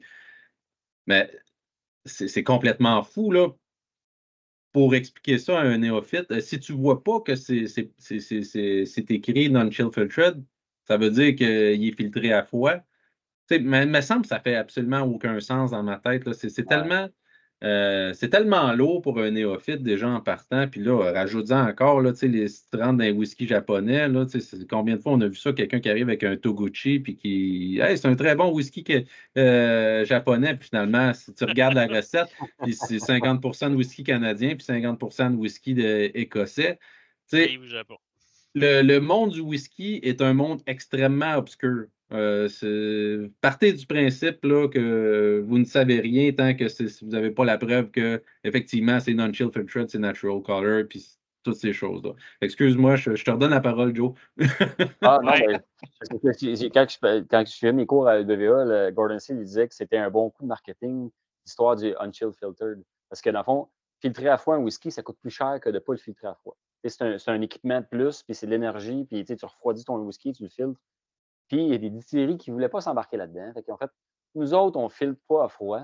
Ça a été un coup de marketing de dire, d'autres, on ne le fait pas, mais regarde, c'est bien mieux, on ne le fait pas, fait que c'est mieux. Ils ont réussi. Ils ont réussi à nous faire croire qu'à cette heure, c'est mieux de ne pas filtrer à froid le whisky parce qu'il va y avoir plus. Puis ça se débat. Puis moi, je suis un peu d'accord, on est mieux de ne pas filtrer à froid, mais bon. Mais ça a été comme on met moins d'argent sur notre whisky, puis on a fait un coup de marketing pour dire que ça va être mieux. T'sais, à la base, c'est carrément ça. Il y en a qui sont comme vantés de dire c'est unchill filtered, on le fait pas. X, Y raison. Puis là, fait que on dit comme au début, c'est un bon coup de marketing, ça coûte moins cher de ne pas le filtrer à froid. Puis on rend le produit mieux, plus noble parce qu'on le filtre pas à froid. Ça va plus loin que le marketing. Là, en tout cas, moi, je l'ai fait l'expérience, puis je pense que tout le monde devrait la faire, cette expérience-là, de prendre un whisky qui est unchill filtered, de le mettre au congélo, de le mettre à froid, là, peu importe, là, et de le filtrer toi-même avec un filtre à café ou peu importe qu'est-ce que tu vas voir. Là, après ça, tu compares les deux, là, puis tu vas voir que ta texture, tu viens de l'handicaper solide. C'est vraiment là. En tout cas, la distinction entre les deux, là, tu vois qu'il y en a un qui est beaucoup plus aqueux, qui est beaucoup plus liquide, qui est beaucoup plus light en bouche. puis là, tu viens d'enlever tout le gras, toute la saveur, tout tu sais, puis tu sais, c'est super logique, là, dans tout le secteur de l'alimentation, on va toujours dire que la saveur, c'est dans les huiles, dans le gras, dans qu'est-ce qui est. Puis pourquoi que dans le whisky, ça serait différent? Tu sais, c'est clair là, que si tu enlèves quelque chose du whisky, tu viens de le dénaturer, puis tu sais, après ça, on peut jaser puriste, puis dire bon, c'est quoi finalement la finalité de tout ça? À quoi sert ce procédé-là? Ben, l'histoire nous dit que, tu sais, à quelque part, il y a des gens qui pensent encore que le whisky qui devient embrouillé quand il est froid, parce que naturellement, la réaction chimique du froid, c'est de dissocier les corps gras de son alcool. Fait que ton alcool devient embrouillé. Fait que, il y a des gens encore qui n'aiment pas ça, voir ça, ou qui ont peur de se faire dire que finalement, leur alcool, il est pas bon, il est de mauvaise qualité quand ils font des cocktails ou qu'ils mettent de la glace ou des choses comme ça. Fait que finalement, c'est pas plus une question d'éducation, une question de ne pas vouloir éduquer ou de cibler un public beaucoup plus large. En tout cas, moi, c'est ma théorie, là. Ceux qui vont aller filtrer à froid, ben, ils vont aller chercher leur équipement, ils vont ajouter ça à leur procédé, puis ça va leur coûter de l'argent. Mais tout ça dans le but, justement, d'aller rejoindre un public qui est beaucoup plus mass market, qui est beaucoup plus bar, parce qu'on s'entend que ce n'est pas nous autres qui fait le volume, c'est la clientèle de bar, c'est la clientèle de Johnny Walker de ce monde, là, de whisky à 40% filtré à froid, puis qui va servir à faire des cocktails, puis qui va se vendre en masse. Là. Mais Parce c'est que la ça, limite de finalement. 40, c'est ça, c'est les distilleries qui veulent, mettons, optimiser pas mal leur baril, puis qui vont le mettre à 40, qui vont faire un bon produit à 40. Et à 40 la température de ton liquide va faire une grosse différence. Le chiffre magique, c'est 46. En haut de 46, même si tu le refroidis, il y a tellement de solvant dedans que tes matières grasses, tes corps gras vont être dilués dans ton solvant. À 46, ça ne le fait pas. C'est pour ça que là, il y a un chiffre, même des fois non, là, et des fois les distilleries qui le font à 44-ish, 45 points, je ne sais pas quoi. À 46 en montant, c'est super vrai dans le gin, là, pour en avoir fait moi-même. Là, je le tiens à 46 parce que justement, je ne veux pas qu'ils viennent cloudy dès qu'il y a un petit problème. Ouais, Mais mais c'est l'éducation. C'est vraiment de l'éducation. Je trouve que tu marques le bon point là. Mais En j'aurais été sachant curieux comme d'avoir Mathieu qui est barman slash mixologue, ou il n'aime pas ça ce terme-là, mixologue. Mais y a-tu vraiment quelqu'un dans sa vie qui a dit ça à un moment donné? Hey, ton whisky il est embrouillé? Qui dit ça? Qui va venir dire ça? il faut que ça donne que tu le vois. Là. Ou ça arrive avec des gins. Là. Ça arrive, là, tu le pognes, il est froid. Puis j'ai fait un gin qui était vraiment très, très fruité. Et il y avait tous les fruits dedans, tout était macéré dedans. Puis bref, tout est resté dedans. Puis rien qu'à l'amener au jour de l'an. Là. Quand je suis allé au party du jour de l'an, j'ai sorti du char. Puis shit, il est cloudé au bout. Fait que là, on l'a mis sur le compteur. J'ai dit, désolé, il n'était pas cloudé chez nous, mais là, il l'est. Là, à un moment donné, regarde, il ne l'est plus. Là, je lui ai expliqué, ouais, ben c'est ça, là, les petits essentiels qu'il y a dedans, ils ont disparu, mais je devais être sur le bord du 44-45 fait que c'est pour ça que probablement Mais qu'il l'a l'image plus, mais est bonne. Ça veut dire que c'est ça. Tu t'adresses pas à une clientèle de connaisseurs quand tu fais ça. Là, et là, la ligne. Là. Quand tu t'adresses à une clientèle de connaisseurs, tu ne vas pas aller filtrer ton whisky à froid. Il n'y a aucune raison de le faire. C'est si aussi on simple que ça. veut, si on Oui. veut résumer un petit peu, il y a deux phénomènes globalement. Là. On jase beaucoup de filtration à froid et de coloration. Juste, je vais vous les remettre la table pour un petit peu qu'est-ce que ça engendre d'un point de vue chimique. La filtration à froid, comme un petit peu Jonathan le résumé, c'est qu'à la base, dès qu'on va avoir un alcool entre 40 et 46 qui va être justement pas filtré à froid, ce qui peut se passer au niveau de température, c'est qu'on va voir un petit peu des placements de corps gras à l'intérieur. Ces corps gras-là, ça peut être de la saveur, ça peut être des éléments, ça peut être des bouts quasiment de barriques aussi qui sont effrités, ça peut être tout et n'importe quoi. On a les puristes qui vont vraiment dire on perd de la saveur, on perd du goût. Et de l'autre côté, souvent, l'industrie, ce qu'ils sont mis, c'est quand on met une belle bouteille sur un mur, sur une tablette, on veut qu'elle soit d'une couleur uniforme. Ça garantit aussi à la distillerie, quand ils font ce phénomène-là, qu'ils peuvent garantir que ça ait toujours la même texture, parce qu'ils vont toujours le filtrer, puis ils vont toujours avoir exactement la même texture qu'ils recherchent. Et ça, récemment, toutes les distilleries qui avaient tendance à le faire ne l'indiqueront pas sur la bouteille, donc on fonctionne à la négative. Et ça, c'est souvent, ce phénomène-là, comme il n'arrive pas à 46% d'alcool et plus, comme disons notre fabuleux Compass Box qu'on a là, n'auront pas besoin de subir ce traitement-là parce que l'alcool étant plus fort, ce phénomène-là n'existe pas. Il y a des whiskies spécialisés pour recréer ce phénomène-là. Les Blackadder, si vous avez vu cet embouteilleur privé-là, vont chercher l'extrême que vraiment on a l'impression qu'il y a des nuages qui se promènent dans le whisky.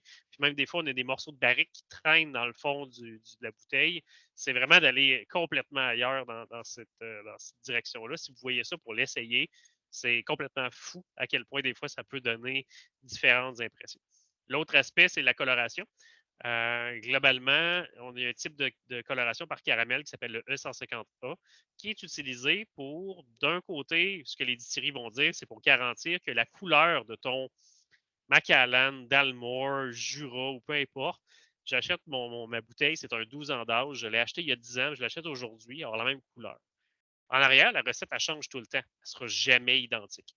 Mais eux autres peuvent garantir que la couleur va être pareille parce qu'ils vont colorer à différents degrés. C'est aussi initialement la raison que les whiskies venaient dans des boîtes, c'est parce que ce colorant-là laisse des particules de caramel flottantes dans le whisky, puis sur la lumière du soleil, donc directement affectées, ça va faire que ces particules-là vont tourner et vont changer le goût du whisky. Donc, on a ce double problème-là en plus de dire, ben, mon produit qui peut être affecté par la lumière va peut-être changer de goût de façon chimique à cause de cette coloration-là. Fait que les amateurs ou les gens qui veulent vraiment assurer d'avoir le produit le plus brut et le plus naturel possible, on va tenter d'avoir la mention sur la bouteille Unchill Filter pour sans filtration à froid et sans coloration, no coloration, pour être certain d'avoir la couleur naturelle. On a nos deux gages de qualité qu'on peut aller chercher de cette façon. Belle explication. Merci, Alex. Ça, c'est un commentaire Ouais. qui revenait souvent aussi parce que des fois, on parle effectivement, puis on utilise des termes. Puis c'est arrivé souvent que le monde m'écrivait puis ils me disent hey, il faudrait que vous expliquiez, vous revenez à la base des fois sur certains termes parce que c'est pas tout le monde qui ont le même niveau là, justement de vocabulaire puis ces choses-là. Puis des fois, on parle puis on s'en rend pas compte. Puis, tu sais, effectivement, je pense que c'est important de le faire parce que notre but, c'est d'informer. Puis, On comme met je tout le dis monde souvent, sur un beau pied d'égalité pour dire on jase un sujet, ça vous donne une bonne idée de quoi. Puis c'est une valeur qui vous reste. Vous allez à la SAC, vous allez pouvoir lire l'étiquette, voir, OK, puis je l'ai no chill filter, no color added sur le Compass Box. C'est la couleur naturelle, aucune filtration. Je sais à quoi m'attendre dans le produit que j'ai, puis je sais quoi chercher sur la bouteille, comme si je cherche un single cask parce que je veux être certain que ça vient d'un seul fût, ou un cask strength quand je veux que le whisky ne soit pas dilué. Toutes des belles petites normes pour nous aider à faire nos recherches. mais c'est ça, tu l'as bien dit, là, la plupart des gens connaisseurs ou amateurs avancés, tu sais, ils vont chercher ces trois mentions-là. Là. Le Unchill Filter, la Natural Color, puis le 46% minimum, c'est pas mal. Les trois principales basiques. Puis plus tu as d'informations autour de ça, le mieux c'est. Moi, en tout cas, c'est un red flag pour moi si j'ai moins d'informations. Moins d'informations que j'ai sur le produit, plus je me dis, crème, je ne sais pas ce que j'achète. Pourquoi j'achèterais ça si je ne sais pas ce que tu me vends? Tu sais, je comprends qu'au début, on ne sait pas trop ce qu'on achète, puis j'ai passé par là aussi à faire des essais-erreurs, puis tout ça. Mais ça l'a donné justement que je me suis rendu compte que mes plus gros regrets, mettons, en termes d'achat de bouteilles, ça a été des éditions comme ça que j'avais peu d'informations. Finalement, je me suis rendu compte. Tu sais, les Glenmorangie 18, d'ailleurs, là, ça, on fait un running gag avec le Extremely Rare qui était écrit dessus. Je pense qu'ils l'ont enlevé, là. Ouais, ça, pas trop tard, peut-être. C'est rendu tellement une joke. Ouais, C'est c'est ça. Ouais. extremely rare, mais l'édition, c'est 30 000 bouteilles. OK. Il revient tout le temps Ouais, annuellement, il n'est Il est pas tout le temps là, limité, sa tablette. rien, puis Personne n'en c'est veut. ça. Il est Pas, très, pas très, très, réglementé très au niveau rare. de Oui, oui. Très rare. small batch. Small batch, absolument, je trouve que c'est quand même bon signe parce qu'ils l'utilisent quand même pas trop à tort et à travers, mais c'est pas réglementé, small batch. Fait que ça peut être 450 barils pour Glenmorangie, un small batch. Là, puis, Ouais. C'est ça. c'est Mais il pas. y en a qui Donne-moi sont bien régis, l'information. par exemple. Bottle and Bonds, c'est super Ouais. bien régi aux États-Unis. Tu n'as pas le Oui, choix. C'est la même saison, fait que tu as un certain standard. Il ouais. faut que tu ailles avec quelque chose qui est quand même bien encerclé comme norme, parce que des fois, tu vas Le, avoir justement c'est extremely rare ou sélectionné précieusement par le master ouais. blender. Ouais, ouais. le, Ah, le, c'est un le- casque-là, mais pas lui. OK. Kiloman, Ouais, Small Batch, ils vont dire le nombre de bouteilles. Là, ben, Ouais. Kiloman, il donne tout le temps le nombre de bouteilles. Fait que, tu sais, quand j'ai cette information-là en plus, moi, ça me rassure. Mais effectivement, sinon, ça- plus tu me dis de termes qui veulent rien dire, sa bouteille, ça va m'éloigner en tant que consommateur. ouais. Ça me rend sceptique ou ça me rend Ouais, méfiant. comme des triple casts, des double casts, des choses de même qui veulent absolument rien dire. Ça veut dire quoi finalement que tu as utilisé 3 fûts? Tu sais, il y a des battings que c'est 20 quelques fûts, là, on s'en fout. Là, puis c'est pas quelque chose qui est réglementé non plus. Fait que, bref, ça c'était la grosse parenthèse, là, transparence sur le whisky. Je pense qu'on a déjà parlé un peu aussi de John Glazer. C'est qui déjà qui va le remplacer? Est-ce qu'on avait cette information-là quelque part? C'est Ouais, passé la semaine. l'assistant directeur de la distillerie, c'est Adam Hennett. Oui, Eh ça me boy, dit quelque chose, ce nom-là. dans ce coin-là, lui, dans le fond, il a été responsable de faire, puis c'est pour ça que j'ai quand même une bonne confiance, parce que c'est lui qui a assemblé le Spaniard Oh, ouais, sous ça John aussi, c'est beau. Glazer. Puis ça, c'est un Spanish wine cask vraiment le fun. Très, très, très cool. Fait que depuis, je pense, 2019 ou 2020, il était en liste pour justement reprendre les trucs. Je pense qu'il était déjà comme un petit peu connu à l'interne, puis qu'il était beaucoup plus impliqué dans la fabrication, puis qu'il a fait des essais. Je ne connais pas toutes les éditions. Je sais que le Spaniard, c'en est une de ceux-là qui a personnellement été impliqué pour créer. Mais il est en liste, là, c'est ça, Adam Hennett ou Kenneth ou quelque chose comme ça. Ouais, fait qu'on peut espérer le mieux, là. Je pense pas que sont entre mauvaises mains, mettons, là. Mais c'est sûr que c'est un. Tu sais, les souliers sont grands à porter là, pour le prochain qui va prendre sa place. Là. On s'entend que Compass Box, là, elle a fait sa réputation. Puis, Mais moi, je ne crois pas que c'est une seule personne non plus qui va non, c'est sûr, c'est signer. une. C'est une équipe, là. Il y a une équipe derrière ça. Fait que, oui, John était là, puis c'est peut-être qu'il mettait un peu les lignes directrices, tout ça, mais c'est des équipes. Puis, dans la plupart des séries qu'on a vues, puis pour avoir vu un peu plus des vidéos puis des lieux sur Rasé à l'époque, c'est oui, il y a tout le temps quelqu'un un peu en arrière de ça qui donne les lignes, mais toute l'équipe participe. Puis là, puis là, OK, on a fait le blend avant même que nous autres, on soit au courant que le blend va être disponible dans un an. Ils n'osent à quasiment tous les jours, la gang, pour dire ouais, dans le temps, parce que c'est extrêmement pas fiable, l'être humain comme métrique puis comme outil de mesure. Fait que, je voyais que l'équipe participait tous les jours, puis OK, fait que là, OK, on va de l'avant, on l'embouteille, clair. ça va être ça le produit. Il y a une équipe là. Fait que, Ouais. oui, Oh, c'est oui, le fun d'avoir un flagship, un gars, monsieur, qui dit regarde, je mets ma face dessus, je le signe. Mais je pense que j'enlève rien à l'équipe, c'est juste que le nom, là, c'est sûr que ça prend quelqu'un au-dessus de tout ça qui fait c'est un un peu peu comme le. Billy Walker qui signe une bouteille. Personnellement, j'étais comme oh, OK, ça va être bon.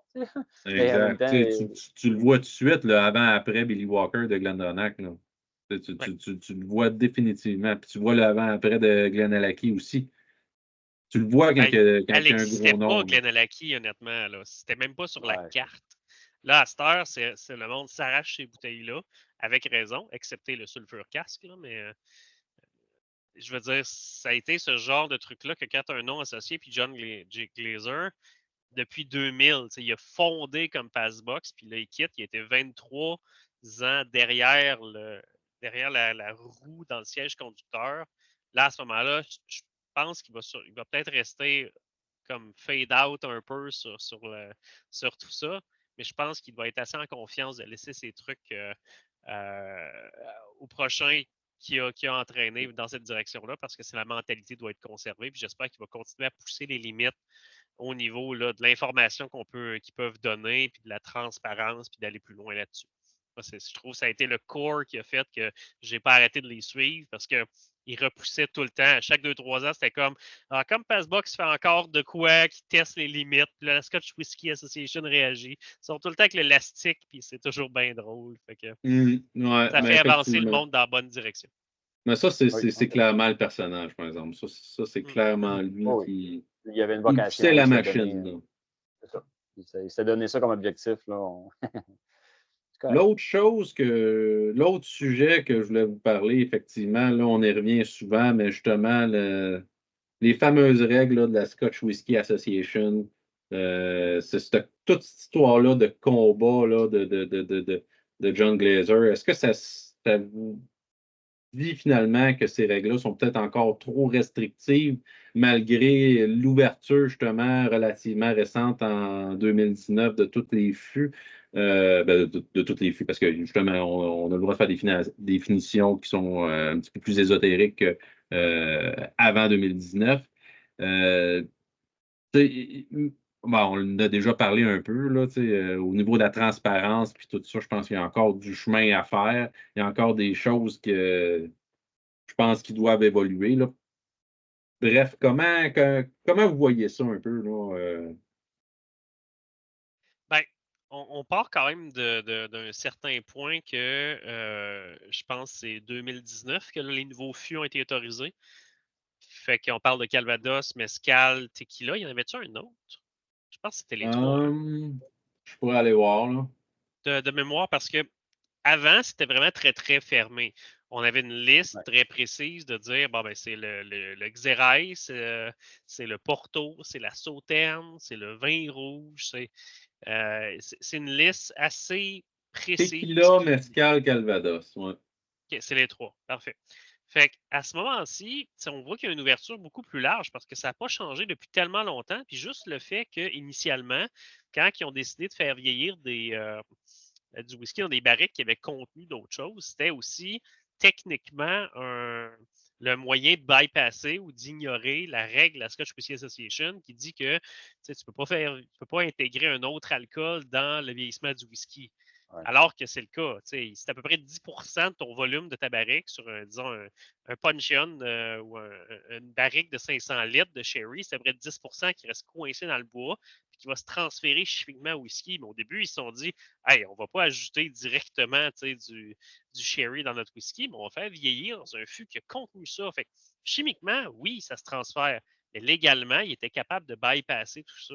Fait qu'on a fait quand même un bon bout de chemin depuis ce temps-là pour dire qu'on est capable de la pratique qui est acceptée, qu'on intègre des nouvelles choses. Puis Scotch Whisky Association n'a pas nécessairement que du mauvais.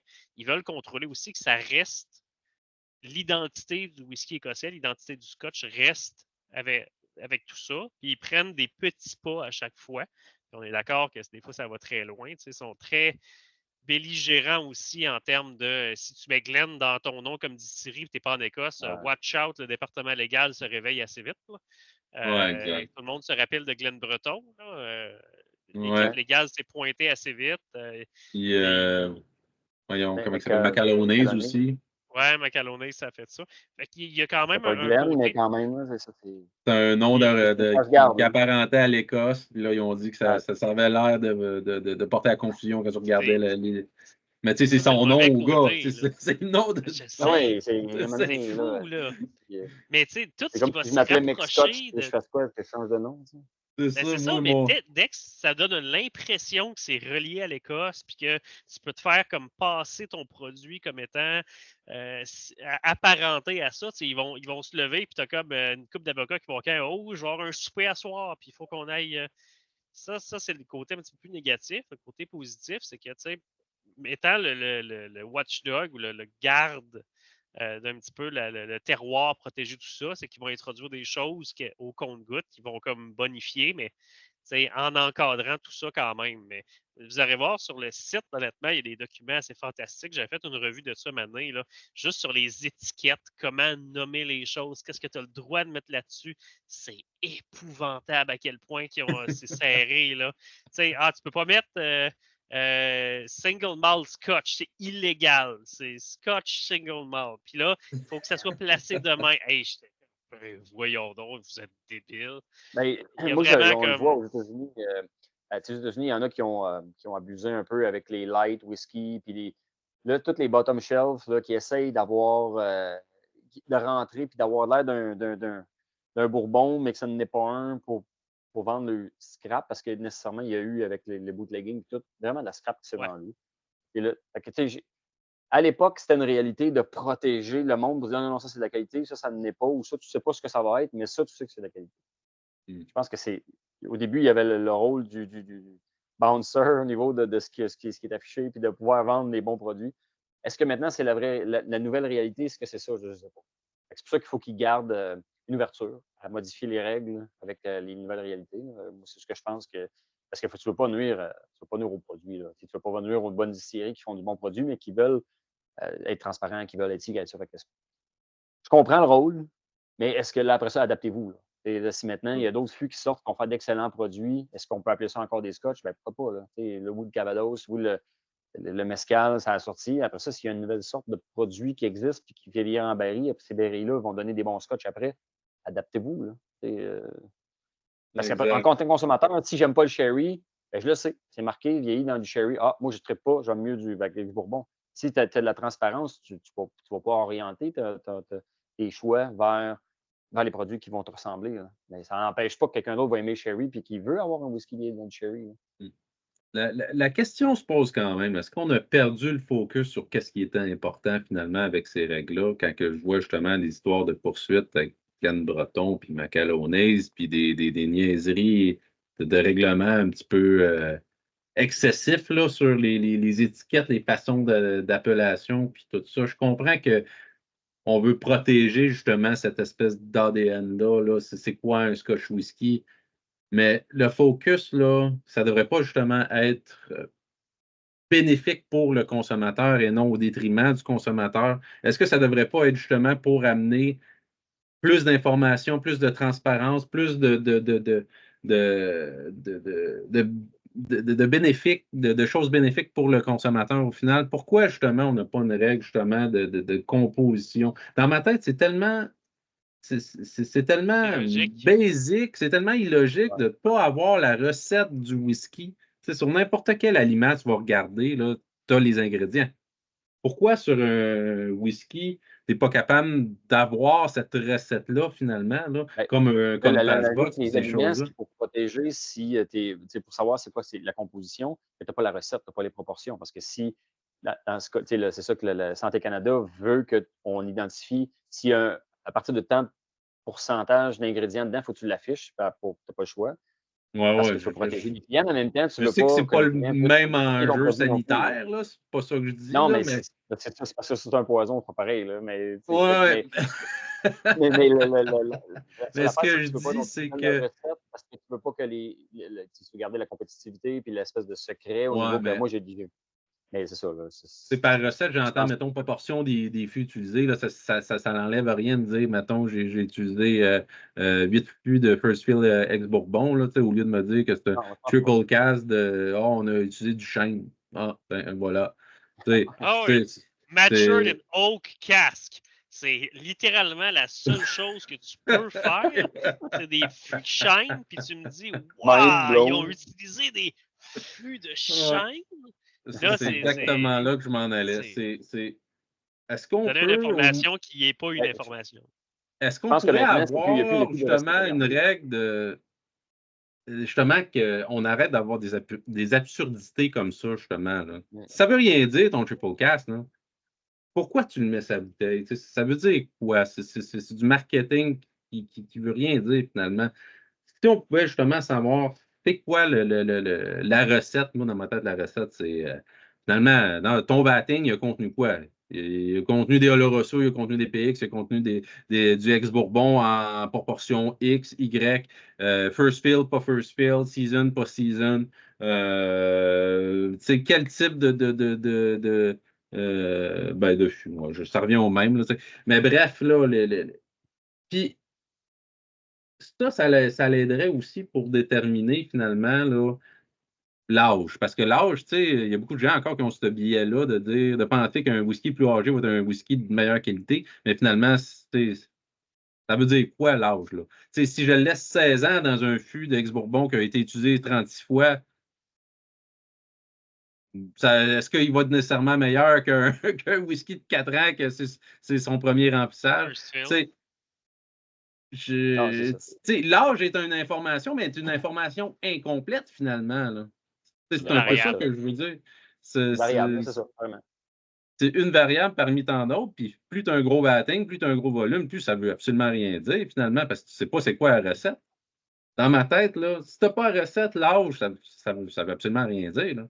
Je pense que tout le monde a une expérience qui a goûté un meilleur 3 ans d'âge qu'un meilleur puis qui a été déçu d'un 30 ans. Ça va avec tellement d'autres variables que les gens prennent, que tu n'as pas l'information, parce que d'un, tu ne sauras jamais. Puis, disons, le premier Canadian Club, 40 ans, c'est le monde, t'es comme, wow, 40 ans! Tu goûtes à ça, puis t'es comme, il y a encore des défauts là-dedans. C'est pas tout à fait rendu à un step que c'est équilibré. Genre, il y a encore des pointes. C'est pas supposé là, rendu effilé avec cet âge-là. Là. Normalement, tu gagnes en balance. Puis là, tu n'avais même pas encore. Tu avais encore des petits trucs qui restaient. Puis j'étais comme. Ça, là, c'est un exemple du genre de stock puis j'ai des Connemara 3 ans qui sont comme fantastiques, matures, super bien pités, bien balancés. Fait que c'est une variable avec la filtration, coloration, les fûts utilisés, le cœur de chauffe, il est coupé où, il est de telle grosseur, vieilli dans quel type d'entrepôt, quelles conditions. C'est une variable qui va s'amener sur des années et des années sur un résultat qui peut être autant exceptionnel qu'exécrable. Rendu là, ça demande malheureusement à devoir à y goûter, ou heureusement, à avoir à y goûter pour le découvrir. Mais c'est la beauté de la chose. Mais plus d'informations aux consommateurs reste un débat, reste quand même quelque chose qu'on milite tous dans cette direction-là, démocratiser tout ça, puis être capable d'obtenir le plus d'infos sur toutes ces variables-là, qu'on puisse prendre la décision pour acheter une bouteille ou non. Exactement. Moi, ma perspective, là, ce que je souhaite, j'ai un peu à faire, c'est ça. Plus d'informations utiles, puis moins de niaiseries, puis arrêter de poursuivre les petits joueurs avec Glenn Breton. T'as pas plus petit à faire, là. C'est quoi, là? En tout cas, moi, j'ai l'impression là, que tu t'en prends tellement. C'est un produit C'est fait ça. en Nouvelle-Écosse. Là, quand tu es rendu que la province s'appelle la Nouvelle-Écosse, puis tu as un nom qui ressemble écossais, ben, peut-être que ça se peut. Là. Moi, j'ai l'impression que c'est ça. Il y a quelqu'un d'un petit peu trop zélé là, qui est parti sur une chaise là-dessus. Bref. L'avocat, il n'avait pas de dossier à traiter. Là. Fait que ça lui prenait de quoi. On a parlé des informations, mais après ça, on peut parler aussi de l'esthétique de la bouteille. Qu'est-ce que vous pensez de l'esthétique de cette belle bouteille de Compass Box? À quel point ça a de l'importance pour vous, tout ça? Est-ce qu'il y a un facteur justement là, aggravant si c'est pas beau ou bénéfique si c'est plus beau? Est-ce que ça joue sur votre expérience globale? Puis bon, là, mettons qu'on exclut l'expérience à l'aveugle, parce que ça aussi, c'est un autre test. Ouais. Mais l'expérience en tant que consommateur, quand tu vas chercher une bouteille qui est belle, ça a quoi comme effet pour vous? Si je peux me lancer un brin, c'est connu, c'est une variable importante. Dans le marketing, quand on magasine avec les yeux, fait que, ça n'a aucune incidence sur le contenu, c'est pas vrai, parce que nécessairement, là, on peut se faire influencer. Les bouteilles de Dalmore sont belles, tu as l'impression que tu te payes un treat et que tu rentres dans la grande classe parce que tu payes un Dalmore, parce que, bon, je dis Dalmore, on va arrêter de bûcher sur ce compagnie-là, mais je veux dire, ça reste. Malbec, Dalmore, Jura, ça revient tout le temps, ça. Combien de fois, j'étais dans l'allée des whisky, puis là, bon, j'en essaie un nouveau. Puis là, wow, tu t'es attiré par un petit quelque chose, tu prends une bouteille, puis, puis là, dans le prix que je voulais payer. Bon, OK, fait que là, on a acheté par le package, on a acheté le packaging, en fait, puis l'image. Moi, je pense que c'est dommage pour une compagnie qui a un bon produit, qui n'est pas capable de bien le présenter parce que probablement qu'elle perd une certaine clientèle. Les gens vont être réluctants à découvrir un produit parce que l'emballage est trop drabe ou tout ça. Entre passionnés, on peut se dire, regarde, achète un tel produit, c'est bon. Là, on va là-bas, puis on regarde, OK, c'est lui, je le prends. Puis là, on n'a pas regardé l'étiquette, on n'a pas regardé l'emballage. Mais il y a des fois que oui, il y a des gens qui vont acheter le produit. Fait que c'est une variable comme les autres, il faut qu'ils dealent avec. Vaut mieux avoir une belle bouteille que d'en avoir une pas belle, je pense. Après ça, c'est qu'il y a des fois qu'on voit comme dans le Caribou Crossing ou dans le. Il y en a là, que c'est la boîte est correcte, mais c'est. Oh, la boîte est super belle, mais à l'intérieur, il y a une poche. Après ça, la bouteille est super belle. Puis là, tu te dis, ouais, là, je tombe-tu dans le piège où beau package, mais l'intérieur est moyen. Ça se discute. Là. Le mot-clé est piège, je pense. C'est direct ça. Un Moi, j'ai l'impression que souvent, c'est un piège. Là, je reviens avec Delmore, je m'excuse, mais il y a Euh, tellement de gens, justement, qui m'est arrivé, justement, avec une bouteille de Delmore. Ah, regarde, qu'est-ce que je me suis acheté, tu connais tout ça? Clairement, tu l'as acheté parce qu'elle était belle, la bouteille. Il l'a pas acheté parce que, justement, il a investigué sur le produit puis il a regardé c'était quoi l'information. C'est triste un petit peu, là, tu sais. Moi, en tant qu'amateur, moi, je me dis, je trouve ça le fun que les gens s'intéressent aux produits plus qu'au contenant. Euh, mais d'un autre côté, je me dis effectivement, moi, je déteste pas que ma bouteille soit belle. J'aime juste pas que on me vende le contenant plus que le contenu, finalement. Si j'ai les deux, tant mieux, mais si j'ai pas le contenu et que tu me vends juste un contenant, j'ai l'impression que justement, tu essaies de m'avoir, tu essaies de me piéger. Là. C'est un peu ça, moi, la façon que je ressens ça. Là. c'est Ça, sûr. c'est un peu ça. Le problème, c'est que c'est trop pack. Moi, je tombe en mode défensif. Là, c'est trop beau. Là. Mm. Il y a Trop aussi une sexy. belle Là, fait que là, il y a valeur. de quoi. Là. Mais tant Il y a mieux quand aussi tu as une un belle bon produit, valeur à une belle. avoir. Hmm. Il y a aussi une belle valeur à avoir présenté quelque chose d'intéressant qui match ce que tu as sur la bouteille et ce qui est embouteillé en termes de qualité de produit. Si vous n'avez pas vu les core range de Compass Box, même les éditions spéciales, ils font affaire avec que des artistes. C'est pas des choses, ils mettent le nom de l'artiste aussi sur chaque édition de bouteille avec qui ils font affaire, puis les éditions qu'ils font sont souvent fantastiques. Honnêtement, là, Phénoménologie, les no-names, tout ce qui est les Pete Monster, Juvenile, ils ont des belles, il y a du relief, c'est beau comme Passbox, aiment avoir quelque chose qui représente un petit peu qu'est-ce qu'ils essaient d'aller chercher en termes de thème de saveur, puis de mettre ça sur une étiquette, puis de mettre la qualité là-dedans. Puis ils font des choses phénoménales. Honnêtement, dans le terme des étiquettes personnalisées, là, vraiment, là, chaque édition, tu peux la reconnaître visuellement de même, dire OK, c'est du Compass Box, c'est une édition spéciale. Ils s'organisent pour que ça look, que ça ait une vision, qu'il y ait un thème à ça. Tu n'es jamais déçu d'avoir ça d'affiché dans une étagère. Jamais, jamais, jamais. Exact. Quand c'est bien pensé, que tu vois qu'il y a une thématique, puis que c'est quasiment de l'art, là, quand tu regardes la bouteille, là, moi, je suis Même le 100% Orchard pour ça. House, là, c'est Ouais. bien fait. Tu as le thème Ouais, en bien. plein d'en face. Tu as toutes les notes de dégustation sans qu'ils t'y mettent en lecture. C'est dans ta face. Tu sais immédiatement, tu regardes ça. Va goûter les fruits, ça. C'est mon oncle Gérard qui va me le dire là, que ça va goûter les il y a fruits une parce qu'il araignée va dans le avoir vu coin. l'étiquette. Il y a une araignée dans le coin, c'est parce que. Il y a Prends aussi la un poussière. papillon. J'espère que je n'ai pas mangé un Ouais, c'est papillon le dans l'autre papillon. bord. Pas goûter Mais au tu sais, papillon souvent. t'as genre la vanille, la poire, la pomme, les fraises, les baies, le citron qui pend. T'as comme tout ça dans une spirale avec le côté comme. Tu sais, Ouais. ils Parce que là, s'organisent pour que C'est la intelligent. thématique Là. soit là.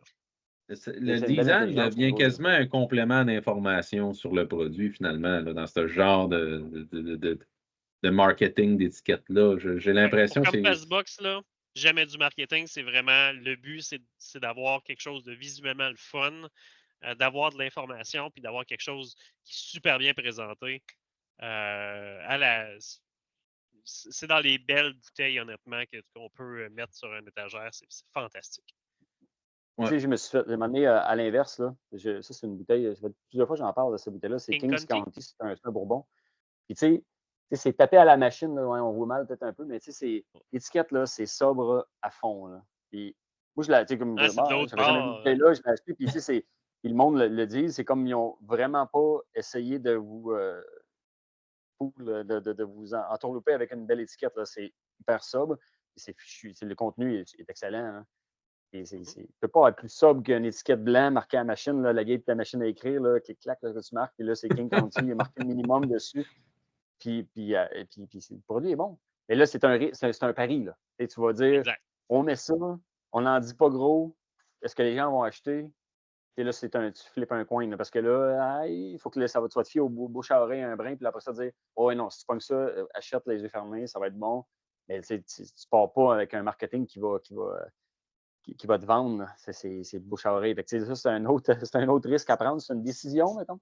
Ouais. Mais Tu as personnellement, vraiment des extrêmes, dans le fond. Tu as très épuré, ouais, très simple, vendre sur que le contenu en faisant dire on va te mettre ça d'en face, puis tu vas avoir comme le choix d'aller direct avec ce que tu vois. Puis à l'inverse, tu as des choses qui vont vraiment te mettre une espèce de wow, d'effet le fun avec une bouteille présentable, soit des artistes ou ben donc d'avoir comme des effets.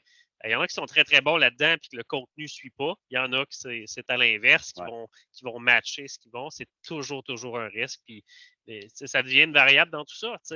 Quand on dit quelqu'un qui va aller magasiner à la SAC puis qui va se promener puis qui va regarder qu'est-ce qu'il veut découvrir, qu'est-ce qu'il veut essayer sans avoir aucune idée de qu'est-ce qui est le jus à l'intérieur, ça se peut qu'il y ait des choses qui frappent plus sur le terrain que d'autres, c'est normal.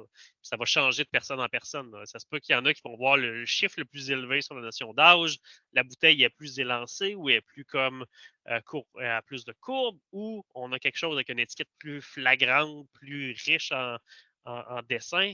Tout ça, c'est des variables. Ou le prix. C'est comme Il y dire, a du monde qui une vont bonne juste bouteille prendre de la plus vin. chère. Et quand, il y a un moment donné, ça se disait, là, quand j'étais plus jeune, pas mal, là, on monte un bout. Ah, si ta bouteille n'a pas un creux dans ta bouteille de vin, là, qu'on peut mettre le pouce en arrière, c'est parce que c'est pas bon. Ah ouais! J'ai jamais Le entendu creux, ça. ouais, quand j'étais jeune, ça Ça, prend c'est la ça. première fois que j'entends Puis ça. là, à un moment donné, je disais, hey, c'est parce que c'est pas même ça marche. Mais oui, comme par hasard, les bouteilles chères, il y a le creux en dessous.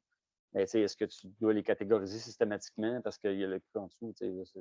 Ah, C'est Eh très, boy. très. je ne sais pas la raison du creux en dessous de la bouteille, mais Ben, je sais que la personne qui t'a présente, ça se tient bien, mais je sais qu'il y a des bouteilles qui ont une coche en dessous, là, une coche plate, parce que c'est mécanisé, ce qui fait que la bouteille de vin est tournée avec le temps. Là. Fait que là, vu qu'il y a une embossure, ben là, tu la plantes là, puis ça fait comme une clé pour donner la grippe là, pour faire tourner la bouteille. Là. Il y a des détails de même que j'ai su là, en allant voir des vignobles, en allant voir des places plus grandes, mais moi, je pense que ça n'a pas rapport avec. Il ne faut pas savoir si le contenu est bon parce que la bouteille, elle a une marque XCOM. Elle dit, ça va prendre un an, tout le monde va savoir, tout le monde va le copier. non, Hmm. non, c'est Copier. ça, ça n'a pas rapport. Fait que bref, moi, si je fais ma parenthèse conclusion. Pour moi, une étiquette, c'est ça. Si c'est un complément d'information, si c'est vraiment artistique, il y a quelque chose. C'est pas juste du beau marketing, finalement. Là, tu sais. Si c'est quasiment de l'art, dans ma tête, là, c'est une autre histoire. Là, tu sais. Si tu as engagé un artiste pour faire une belle bouteille, là, moi, je trouve ça le fun. Si tu fais juste faire une belle bouteille pour faire une belle bouteille, et finalement, le contenu, il est poche, on passe à un autre appel. J'arrive à la conclusion. On a déjà donné nos notes, sauf Alex, là. Mais quand même, j'aimerais ça qu'on wrap up un peu puis qu'on explique un peu à qui qu'on recommanderait cette bouteille-là ou à qui on ne recommanderait pas cette bouteille-là, notes et explications du pourquoi, du comment, puis ces choses-là. Là.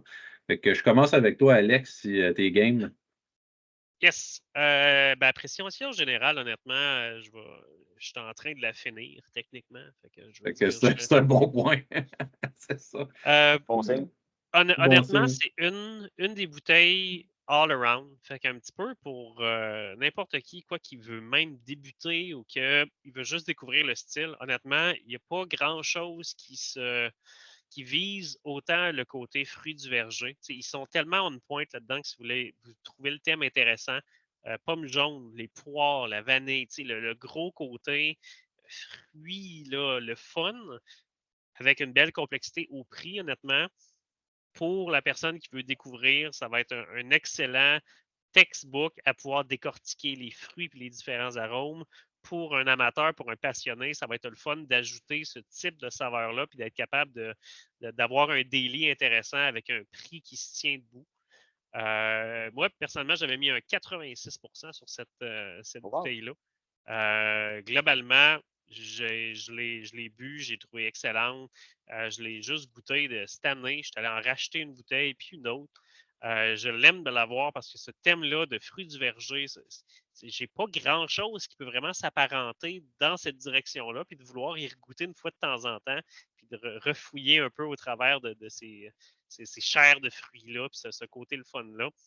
moi, j'aime ça. Puis il y a quelque chose qui fait que tu peux replonger dedans, puis essayer de trouver encore plus loin, puis maintenant que tu trouves à trouver la pleure d'orange, tu arrives sur le Sony, le jus d'orange frais, puis tu continues à fouiller, puis il y a comme, c'est un éventail de saveurs, le fun à aller se pencher dedans. Fait que, autant pour la personne qui veut comme ajouter une bouteille à son arc, qui est au début de sa collection, ou d'un passionné qui veut découvrir ce thème de saveur-là, moi, je le trouve génial. Fait que c'est une belle recommandation de ma part. Surtout au prix, c'est tellement un no-brainer que je veux dire, ça coûte pas cher d'être capable de juste avoir sa propre expérience puis de pouvoir le découvrir. Et c'est des choses disponibles en tout temps, ce qui est souvent un enjeu ici. Mais dans ce cas-ci, de l'avoir à portée de main, dans une sac, en ligne, puis pouvoir juste dire je l'aime, je l'adore, je vais aller m'en racheter une bouteille, on va le prendre. Tu l'as dit, il n'y a pas beaucoup de choses que je suis capable de mettre à côté de ça qui seraient similaires. Moi, tu sais, le plus proche que j'ai dans ma tête, c'est peut-être un HP12 avec la petite fumée en arrière, mais des beaux gros fruits concentrés comme ça avec une petite fumée, c'est une maudite bonne question. Qu'est-ce qu'on peut aller chercher de Ben, proche de ça, là? on, Euh, on va bientôt y goûter ensemble, là, mais le Necnine se rapproche un peu. Complex Box, c'est un peu plus complexe que le Necnine, mais le Necnine est dans l'ombre un peu, là, vu que c'est une seule distillerie, je pense qu'on peut pas aller chercher la complexité puis il n'y a pas le Colila dedans. Le Necnine, il n'est pas 0,0 pi dedans. Là. Mais pour les avoir goûtés vraiment à côté de l'autre, le Necnine, on est dans le même, pas mal dans le même spectre. Le même thème, dans le fond. OK. OK. Est-ce que tu y vas ou j'y Je veux vais, essayer Joe? le Ben, OK, ouais, je trouve qu'Alex a fait un très beau wrap-up. Là. Pour moi, c'est ça, un très bon daily, c'est pas mal l'exemple parfait. Parce que la disponibilité, le prix est intéressant. La complexité est vraiment au rendez-vous. Fait que, c'est un daily de luxe. Là, je ne marquerai pas ça sa bouteille, par exemple, de luxe, parce qu'on sait que ça. Mais c'est. Puis là, Alex, il en reparlait au niveau de ce qu'il découvrait. Puis Colin, oui, la pomme jaune. On continue là, plus long. Puis je l'ai bu, on a bu quand même quelques onces depuis le début. Puis encore, hop, une affaire nouvelle. Puis fait que je trouve qu'au niveau complexité, il faut aimer les whiskies fruités. Il y en a qui sont plus dans le salin minéral, tout ça. Fait que, mais en même temps, ils sont super transparents. Là. Les fruits du verger. Ah, moi, j'aime pas les fruités. Exact. C'est clairement indiqué sa bouteille. Fait que, non, super honnête comme produit. Et, le prix est excellent. Il aurait pu être 10 de plus, puis ça n'aurait pas été trop gênant. Tant mieux s'il n'est pas cher. Mais non, moi, je le recommande beaucoup, tant pour un néophyte que quelqu'un qui comme, j'ai découvert ce produit-là à cause de vous, qui me l'aviez dit, ah, on va en parler, tout ça. Fait que, OK. Puis moi, je levais le nez un petit peu à cause qu'il était placé bottom shelf, parce qu'il n'était pas cher, parce qu'il était disponible beaucoup. Fait que je me suis dit, bah, je vais garder mes sous pour de quoi d'un peu plus exotique, blabla. J'aurais dû l'avoir découvert avant, parce que super, super de bon produit. Fait que, vraiment, n'hésitez pas. N'hésitez pas si vous ne l'avez pas découvert encore. Là, c'est une belle addition. Ouais. Ta note, c'était 85? C'est ça, t'as dit? 85, mais à la défense du 85, je trouve que les whiskies qui seront dans les 80, moi, un whisky 100%, je pense que ça n'existe pas, Non, ou ça il y a une existe pour unicorn moi. à quelque part, une licorne. Fait que, moi, dans les 90, c'est vraiment, vraiment exceptionnel. Et une partie de la note haute est faite que c'est super accessible, disponible, pas cher. Fait que, Ouais. je veux dire, s'il avait été très dur à trouver, tout ça, ça aurait été un 80% qui est très bien, 80.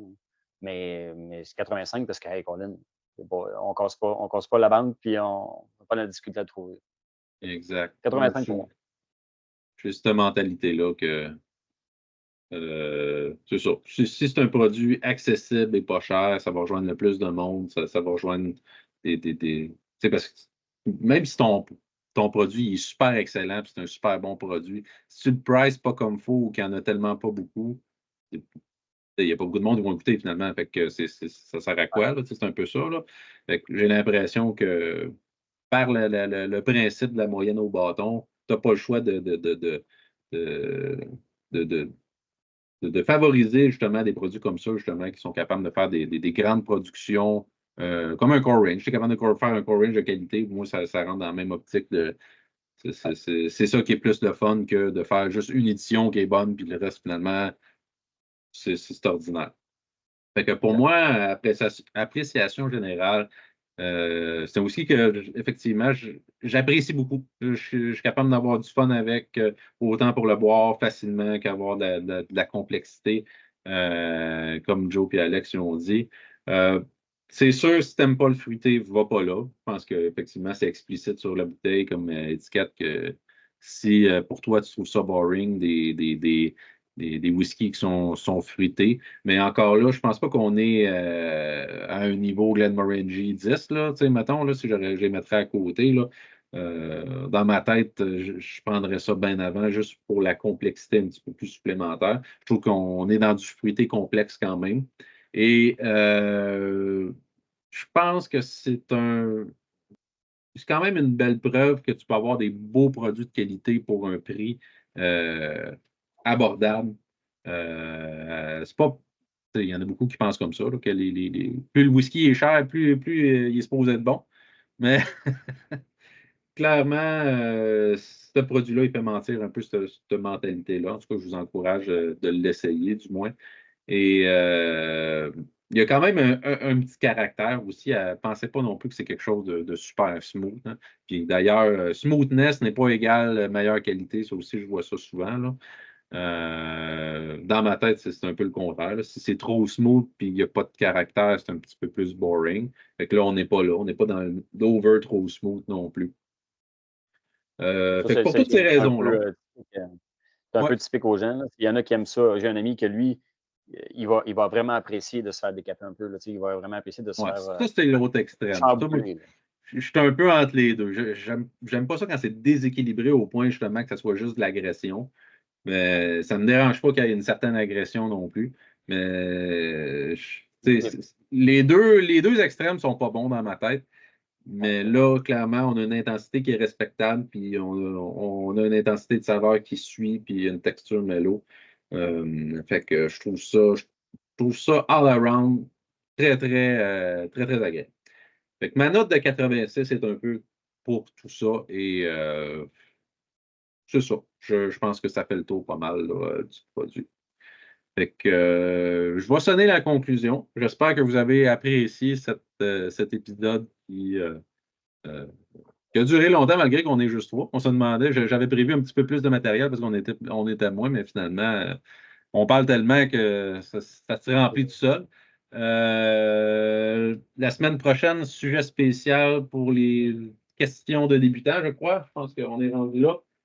Oui. Alors, j'espère que vous allez être des nôtres on est rendu en affaires toutes les semaines. Fait que j'espère que vous nous suivez. Abonnez-vous, commentez et écrivez-moi si vous avez des commentaires constructifs ou pas constructifs, peu importe, on peut jaser.